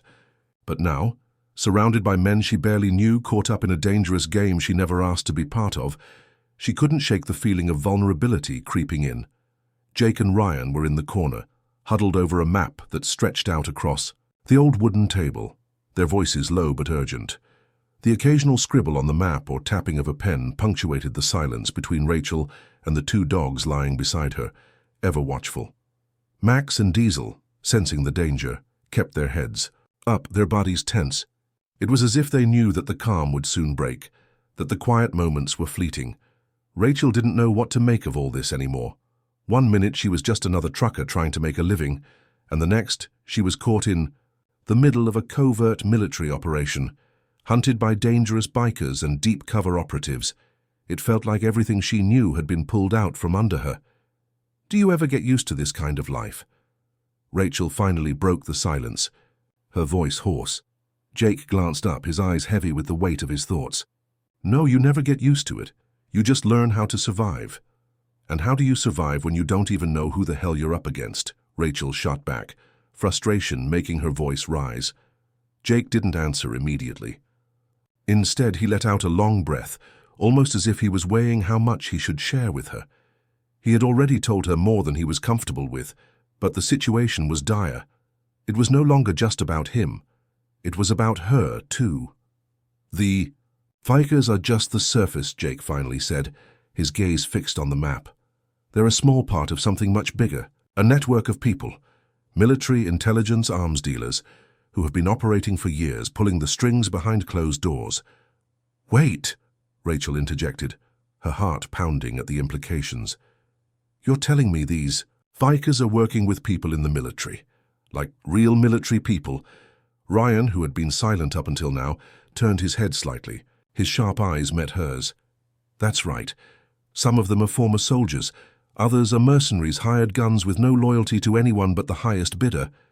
Rachel shook her head. This was insane. Her life had turned into a bad action movie, and she was the unwitting star. How are we supposed to fight against that? She asked, her voice barely a whisper. We're not fighting them directly, Jake replied. At least not yet. First, we need information. We need to find out what they know about us and what they're after. The more we understand, the better we can make our move. Ryan nodded in agreement. The bikers have been tracking us for a while. They know we're onto them. And if they know about you, he paused, his eyes narrowing. They'll come for you. They'll come for all of us. Rachel swallowed hard. Her instincts told her to run, to leave, to get as far away from this madness as she could. But where would she go? The bikers were everywhere. They were watching her, hunting her. There was no escape. I don't know if I'm cut out for this, Rachel said, more to herself than to anyone else. This is too much. Jake's gaze softened, and for the first time, Rachel saw a flicker of something human in his eyes. It was brief, but it was enough for her to notice. You don't have to be cut out for it, he said. None of us are. But sometimes when things get tough, you do what you have to do to survive. Rachel looked at him, her heart still heavy, with the weight of the situation. The truth was, she had never asked for any of this, but she wasn't about to let fear control her either. She was a fighter, always had been, and even though this wasn't the fight she'd been prepared for, she wasn't about to back down now. "So what's the plan?" she asked, pushing the fear aside for the moment. Jake's eyes flicked to Ryan, who gave a slight nod. Jake leaned forward, tracing a route on the map with his finger. "We'll need to hit a few key locations. We'll start by getting intel from the bikers' stash houses. They have information we need. And with some luck, we'll be able to get in and out without being seen. If we get the right intel, we'll know who's really behind this." Ryan added, "We've got some old contacts, people who owe Jake favors. We'll call them in, but we have to move fast. Time's not on our side." Rachel stared at the map, trying to focus on the plan, but her mind kept drifting back to the bikers. Their presence was like a shadow hanging over everything, and she couldn't shake the feeling that they were closer than ever. "Do we know where they are right now?" she asked, her voice thick with tension. "We don't," Jake admitted, rubbing his jaw. "But we're going to find out, and we'll get ahead of them. That's the only option." Rachel stood up, her resolve hardening. "Then let's do it. Let's get this over with." Max and Diesel stood up too, as if sensing the change in energy. Their bodies were tense, alert, and ready for whatever was coming next. The bond between Rachel and the dogs was undeniable. They had become a team, and in a world that had become unrecognizable, it was the only thing she could trust. As they gathered their things, readying for their next move, Rachel couldn't help but think about how different everything was now. What had started as a simple job was now a fight for survival. And as much as she wanted to run, she knew deep down that she wouldn't. She had come this far, and there was no turning back. With one final glance at Jake and Ryan, Rachel stepped outside into the cool night air, the weight of what was to come hanging heavily over her. The chill of the night air bit at Rachel's skin as she adjusted her jacket, trying to shake off the unease that settled in her chest. The safe house had been quiet for the past hour, but now everything felt like it was winding up to something. Jake and Ryan were loading up their gear in the old van outside, while Diesel and Max stood at attention beside her, their watchful eyes scanning every shadow. Rachel's thoughts were a whirlwind, tangled up in everything she had learned since this whole nightmare began. The bikers, the smuggling, the arms deals, the network of powerful, dangerous people that connected everything. The reality of it hit her harder than she expected. She was no longer just an innocent bystander. She was now a target, a pawn in a game that was far bigger than her. "Ready?" Jake's voice interrupted her thoughts. She turned to see him walking toward her, a duffel bag slung over his shoulder, his expression unreadable. "As ready as I'll ever be," Rachel replied, forcing a smile that didn't quite reach her eyes. Jake nodded and gestured toward the van. "We've got a long ride ahead of us. You'll need to stay sharp. These smuggler routes are old, and they've been used for years to move more than just weapons. It's a dangerous game, Rachel, but it's the only way to get the information we need."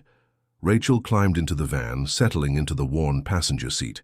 She could hear Max and Diesel in the back, their low growls almost like a warning. The dogs had become more than just companions. They were her lifeline now, as much a part of this mission as Jake and Ryan. Ryan was already behind the wheel, eyes scanning the rearview mirror as he started the engine. "It's not just the bikers we need to worry about," he said quietly, as if speaking to himself. "There are others out there too, people who don't care who gets hurt as long as they get what they want, and they won't stop coming after us." Rachel felt a chill creep down her spine. It was one thing to deal with the bikers, but knowing that there were other threats out there made the situation even more dangerous. She gripped the edge of the seat, trying to steady her nerves. "How far are we going?" she asked, glancing at Jake. Jake's eyes were focused on the road ahead, his jaw clenched. "We're heading to a drop-off point. It's a place where the bikers stash their supplies. If we're lucky, we'll find something there that tells us who's behind all of this." Ryan took a sharp turn onto a dirt road that stretched out into the woods, the tires kicking up dust in their wake. Rachel felt her heart race as the landscape changed from the familiar roads she knew to the unknown. The woods seemed to close in around them, the trees casting long, dark shadows across the path. As the van bounced along the rough terrain, Rachel's thoughts wandered back to the idea of smuggling. How deeply it had infected every corner of the world she had been thrust into. People moving things across borders, crossing paths with dangerous characters, and all of it being hidden under layers of secrecy. Rachel had never imagined her life would intersect with something this sinister. "We're almost there," Jake said, interrupting her thoughts. "Stay alert." Rachel nodded, though she wasn't sure if she was ready. She wasn't a soldier or a spy. She was a trucker, a simple delivery driver who had never asked for any of this. The sea. Van slowed as they reached a clearing in the woods. There, hidden among the trees, was a large, run-down warehouse. The building looked abandoned, the walls covered in rust and grime, but there was a sense of movement around it, a hint that it was still in use, despite its decrepit appearance. Jake gave a small nod, signaling that it was time. "Ryan, you and I will head inside. Rachel, you stay with the dogs, keep an eye out. If anything goes wrong, you need to get us out of there fast." Rachel felt a surge of adrenaline. Her heart pounded in her chest, and for a brief moment she wanted to argue, to protest that she wasn't built for this kind of work. But she knew better. She wasn't just going to stand by while they walked into danger. "Not anymore." "Got it," she said, her voice more confident than she felt. Max and Diesel, as if sensing the shift in the mood, perked up, their bodies taut with anticipation. They were ready. Jake and Ryan moved toward the warehouse, their bodies low and agile. The dogs watched them for a moment, before Rachel gave a quiet command. Max and Diesel moved into position, their eyes scanning the perimeter. Rachel remained, crouched behind the van, the weight of the situation pressing down on her chest. Her senses were heightened, every rustling leaf and distant crack sounding louder than it should. The world felt like it was holding its breath. Minutes passed in agonizing silence. Rachel's fingers tapped nervously against the side of the van, her thoughts racing. What if something went wrong? What if the bikers were already here, waiting for them? Then suddenly the silence was shattered. A sharp noise came from inside the warehouse, a loud thud followed by a series of heavy footsteps. Rachel's pulse shot up, her body tense as she signaled for Max and Diesel to move forward. The dogs were already on alert, ready to act. Jake's voice crackled over the radio. "Get ready, Rachel. It's not safe here. Move to the secondary." "Exit, we're pulling out." The urgency in his voice sent a chill through her. She didn't need to be told twice. She grabbed Max's leash, pulling him closer as she turned toward the rear of the van, making her way to the secondary exit as Jake had instructed. Her heart raced, but her mind was focused. The dogs moved in unison, their eyes sharp, their bodies ready for whatever threat was out there. Rachel's every step felt like it could be her last. But she pushed the fear down, focusing only on the next move. She couldn't afford to hesitate now. As she neared the exit, she heard the screech of tires on the gravel road. The bikers. They had arrived. The van's rear exit creaked open, and Rachel barely had time to react before Max and Diesel surged forward, their bodies low to the ground, muscles rippling with anticipation. The sound of the engines getting closer sent a jolt of panic through her, but she shoved it down. She had to focus. If they were going to get out of this, she needed to stay sharp. Through the trees, the first bike appeared, a roaring blur of metal and leather speeding toward the warehouse. Rachel's pulse quickened. It was only the beginning. More followed. The bikers were closing in. They were everywhere. "Jake, we need to move now," she hissed into the comms, her voice barely more than a whisper as she crouched down low behind the van. Max and Diesel stood like statues beside her, their eyes locked on the incoming threat. Jake's voice crackled through the earpiece. "Head to the woods, Rachel. Don't stop moving, no matter what." The urgency in his tone sent a shiver down her spine. Rachel nodded to herself, even though Jake couldn't see it. Her grip on Max's leash tightened, and she motioned for Diesel to stay close. She had one goal in mind: get out of the open and into the trees. She glanced once more at the warehouse where Jake and Ryan were moving toward the side door, shadows blending with the night. It looked like they were trying to move toward a back exit. At least that's what Rachel hoped. She didn't have time to think about them any longer. The bikers were closing in too fast. Without a word, Rachel darted toward the tree line, her footsteps light and quick. Max and Diesel followed closely, their senses heightened. The dogs were better than any weapon in her arsenal. They were her eyes and ears. The sound of approaching motorcycles grew louder, the growl of their engines reverberating through the woods. Rachel's heart hammered in her chest. She could feel the heat of the engines and the urgency of the chase. She pushed through the underbrush, ducking beneath branches and sidestepping roots as the darkness of the forest swallowed them up. Rachel didn't know how far she ran. She just knew she couldn't stop. Her breath came in ragged gasps, but she forced herself to steady her pace. Max and Diesel remained at her side, moving with practiced ease, scanning for danger even as they kept up with her. The darkness around her felt thick and oppressive. Every snap of a twig or rustle in the leaves made her jump, and her senses were on high alert. Somewhere deep in the woods, she could hear the thumping of motorcycle tires on dirt. They were following her. Then, a single shot rang out. It wasn't close, but the echo sent a jolt of panic through her. A warning. They had spotted her. Rachel's thoughts raced, and her feet moved faster than she could process. She had to keep moving, keep ahead of them. There was no other option. Another shot, this time much closer. Her heart pounded in her ears, drowning out the sounds of the forest. She kept her head down and pushed harder, Max and Diesel leading the way, their senses sharper than hers.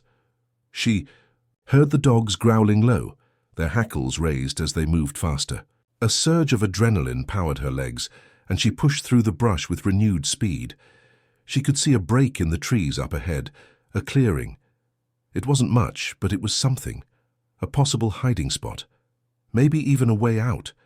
But just as she was about to break into the clearing, a voice barked from behind her. "Don't move," Rachel froze. Her body went rigid as a new voice, gruff and commanding, cut through the night air. Her muscles screamed for her to run, but she couldn't. Not now. Max growled, a low, dangerous sound that vibrated through the ground. Diesel was already shifting, ready to spring into action. Rachel's grip tightened on their leashes, trying to keep them still. "I said don't move," the voice repeated, closer now.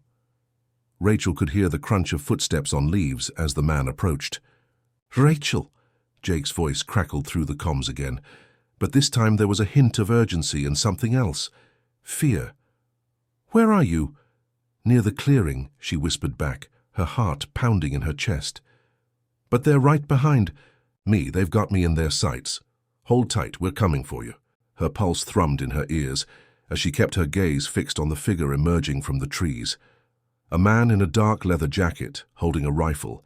His face was obscured by the shadows, but the glint of the gun was enough to send a rush of dread through her. She could hear the dog's growls intensify. Max and Diesel were ready.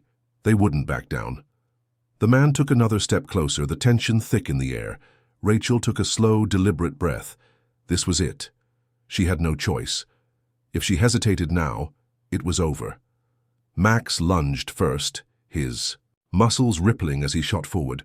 Diesel was right behind him, an unstoppable force of nature. The man barely had time to react before Max was on him, knocking the rifle out of his hands, while Diesel clamped down on his arm, pulling him to the ground. Rachel didn't wait for the chaos to settle. She bolted forward, sprinting toward the clearing, shouting over her shoulder, "Jake, now!" There was a sudden roar of engines, and Rachel's heart skipped a beat as she realized Jake and Ryan had arrived, their van roaring into the clearing behind her. The bikers had been right behind them, but now they had no choice but to back off. "Get in, Rachel, now!" Ryan shouted as the van screeched to a halt. Max and Diesel released their grip on the fallen man, and Rachel didn't look back. She sprinted for the van, jumping in just as the doors slammed shut behind her. Ryan floored the gas pedal, and the van jerked forward, disappearing into the night. The sound of the bikers' bikes faded into the distance, but Rachel knew this wasn't over. Not by a long shot. As the van sped through the woods, Rachel leaned back in her seat, her breathing shallow. She felt the adrenaline start to leave her body, replaced by exhaustion. Her hands trembled as she wiped sweat from her brow. "You okay?"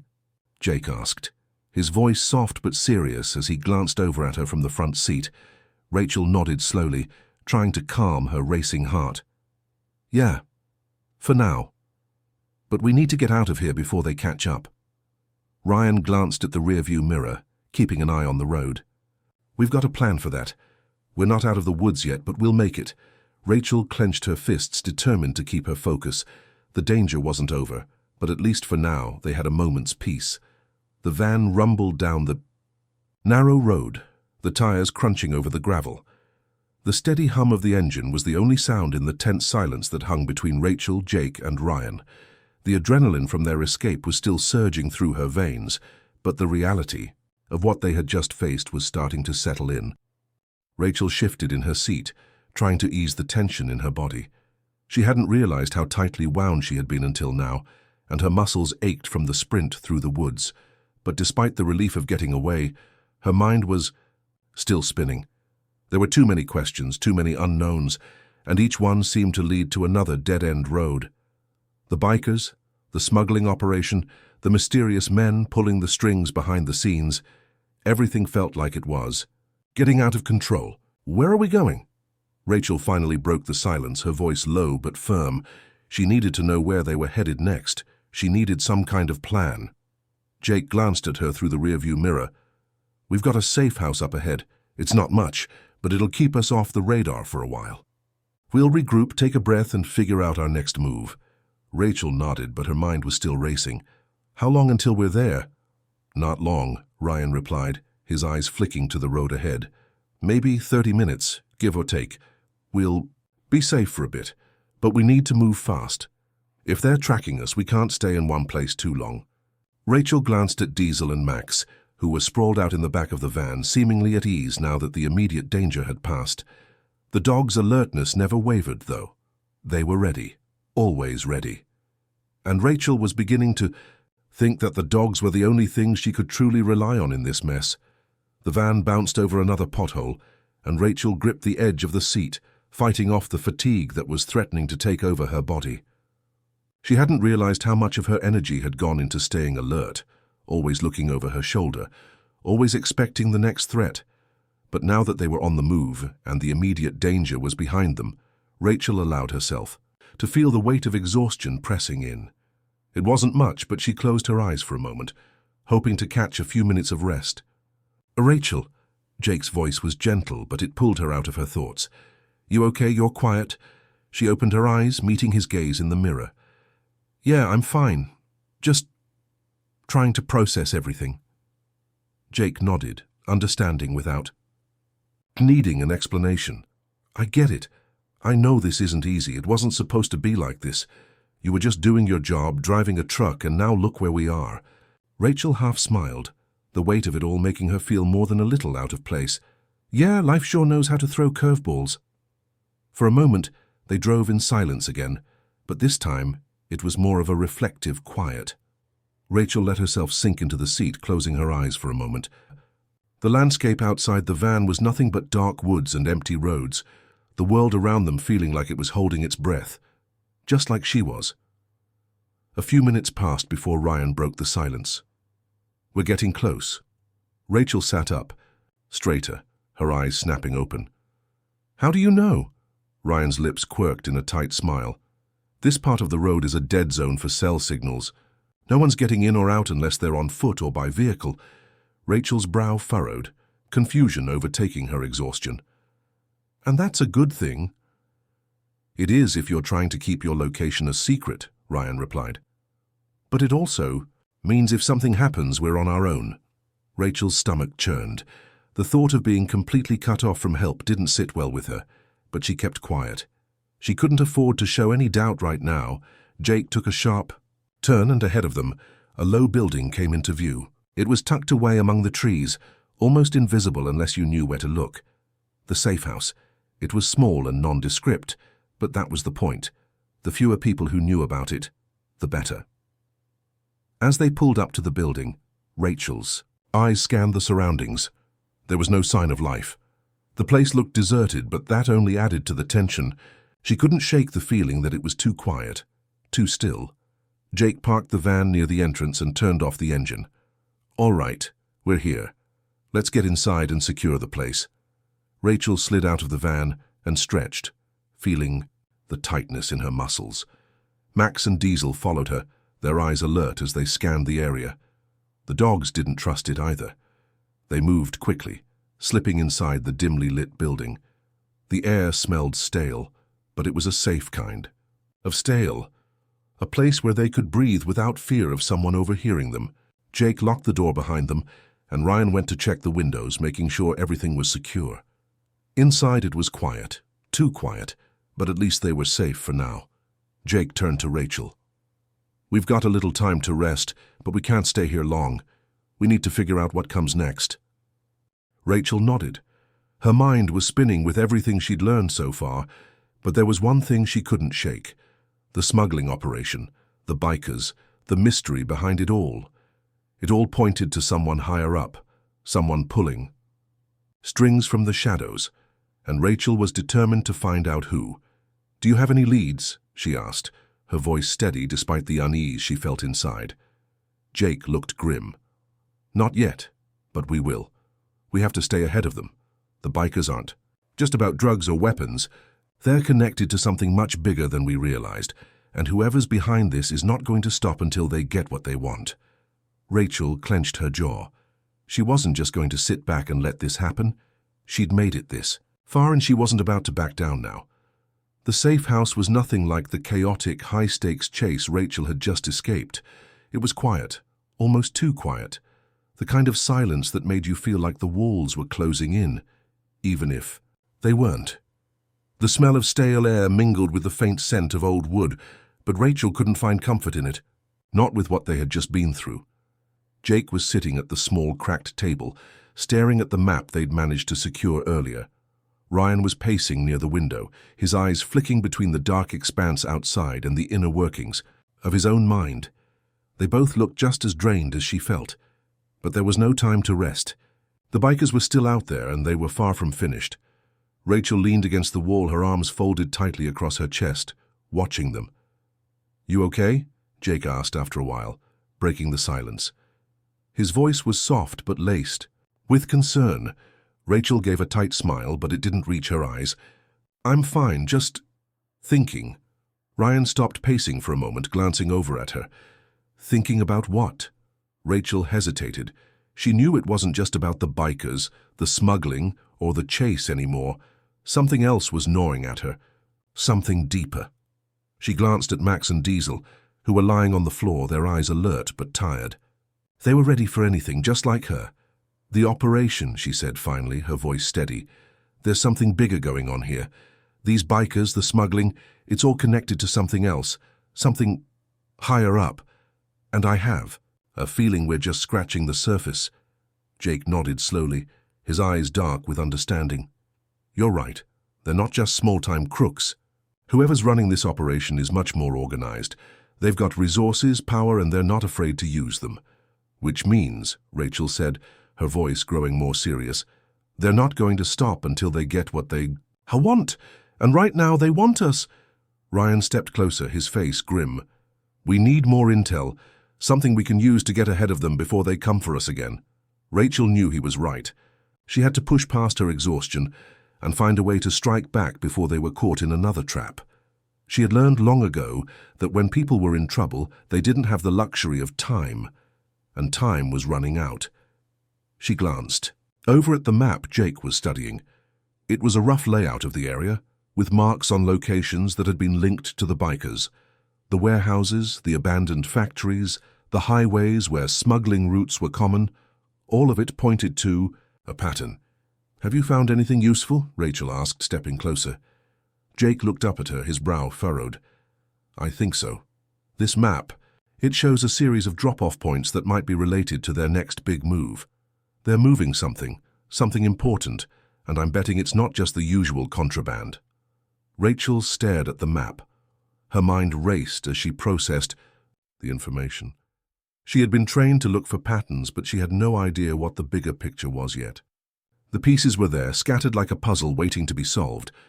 "You think they're going to make a major move soon?" Rachel asked, the question hanging in the air between them. Jake's lips tightened. "They have to. The heat's on them. They'll want to lay low for a bit, but when they do make their move, it'll be big. We need to figure out where and when."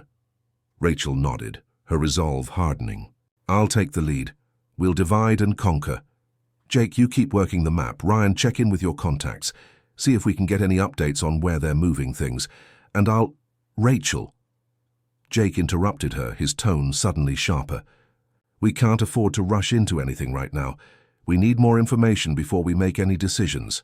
I know you're eager to do something, but we don't know enough yet. We need to play this smart." Rachel took a breath, pushing back her frustration. She knew Jake was right. She had always been one to act quickly, but this was different. They couldn't afford to make mistakes, not when they were up against an enemy that was this dangerous. "I know," she said quietly. "I just don't want to sit here while we wait for them to come for us again. I need to feel like we're doing something." Jake's gaze softened, understanding the tension in her voice. "I get it, but we'll find the right moment, I promise." A long pause settled over the room. Outside, the wind howled through the trees, but inside, everything was still.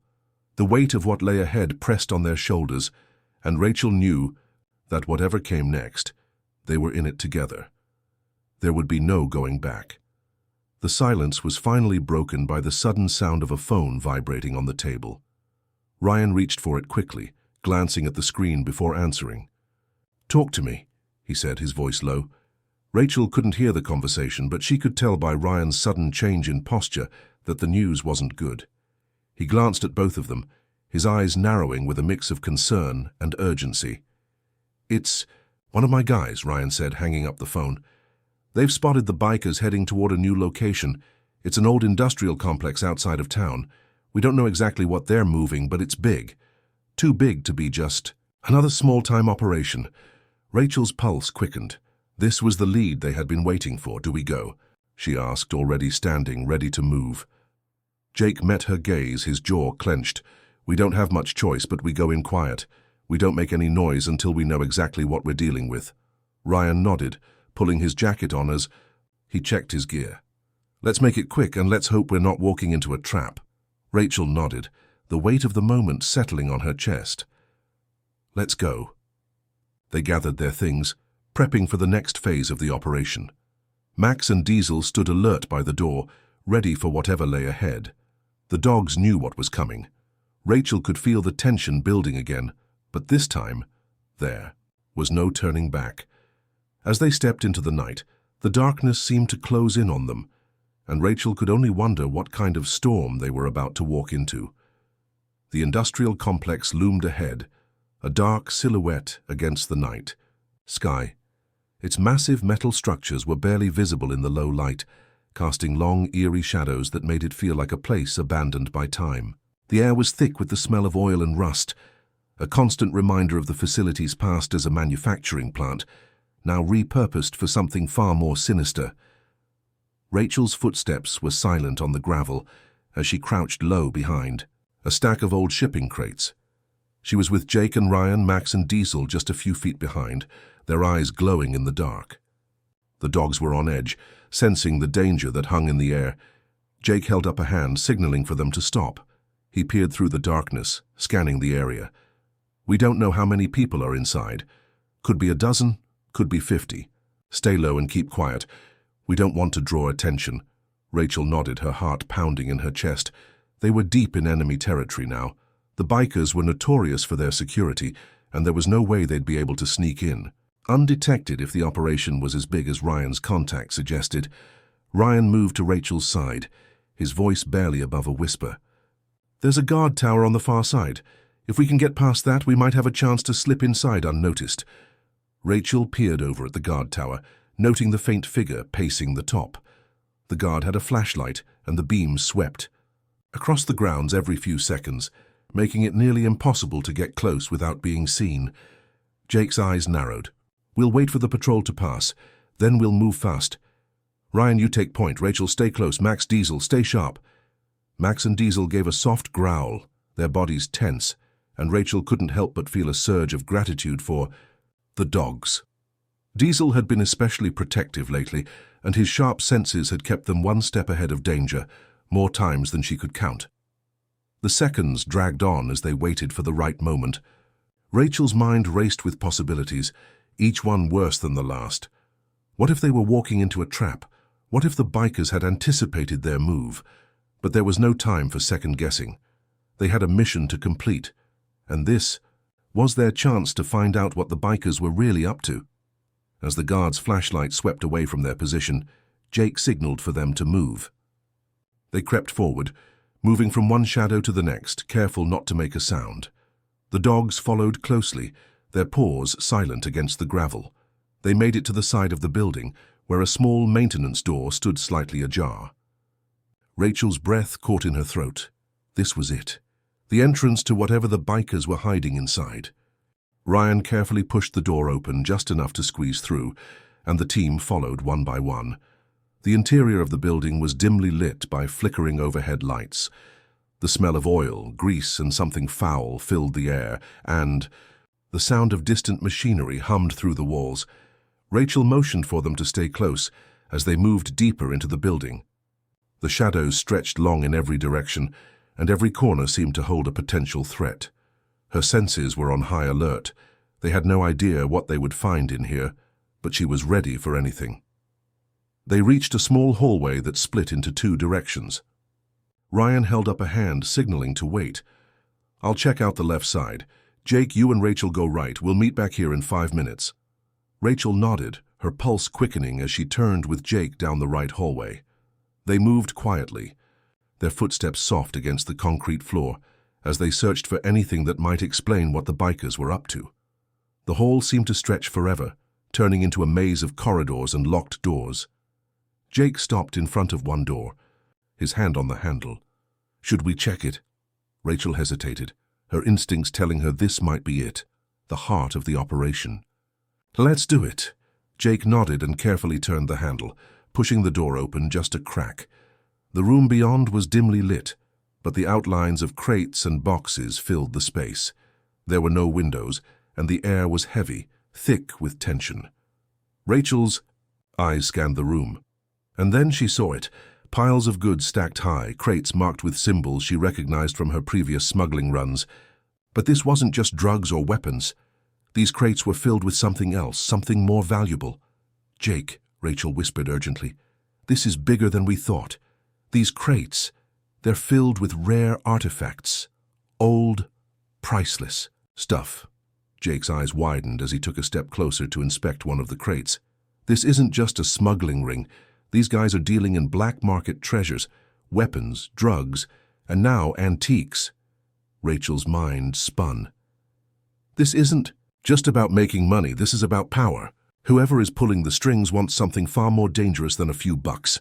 Suddenly, there was a loud crash from the hallway. Ryan's voice rang out, sharp and panicked. "We've got company!" The sound of footsteps echoed through the building, growing louder. Rachel's heart slammed against her chest as she glanced at Jake.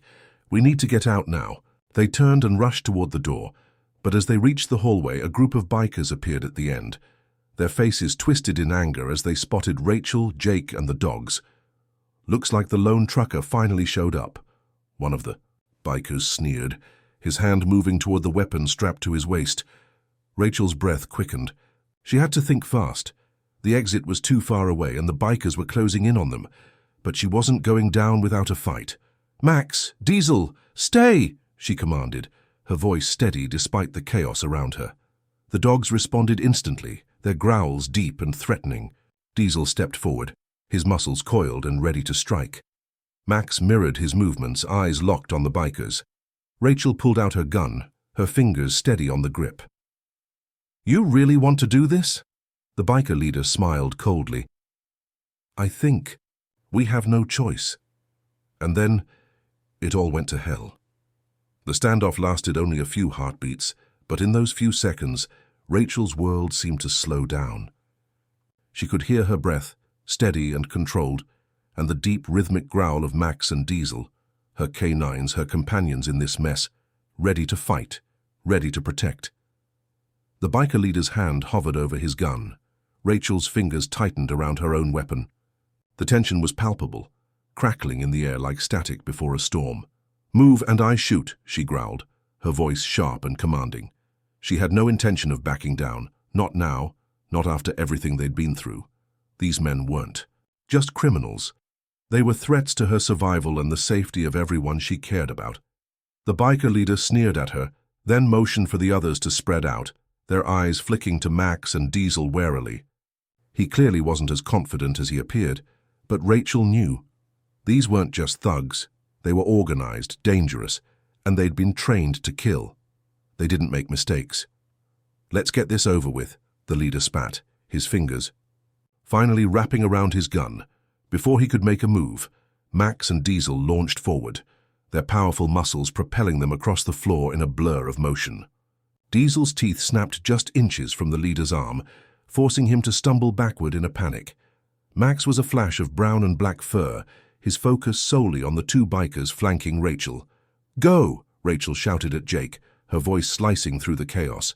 Jake didn't hesitate. He sprinted toward the far end of the hallway, taking cover behind a large industrial pillar.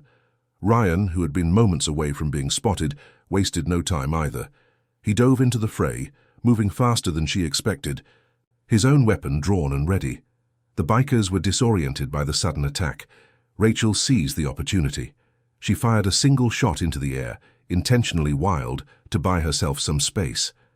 Her next move was swift and deliberate, ducking behind another pillar for cover.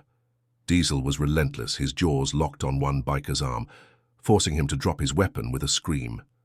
Max wasn't far behind, tackling another thug to the ground with a brutal force that sent them both crashing to the concrete floor.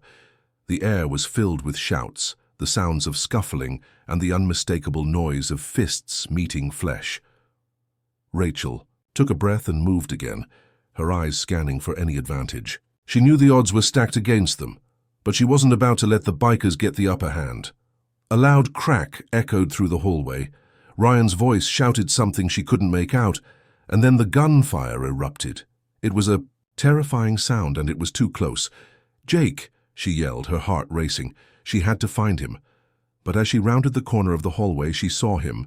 Jake was already moving toward the crates, where their best chance of ending this nightmare lay. They needed to get out, and they needed that evidence. "Keep moving," she shouted.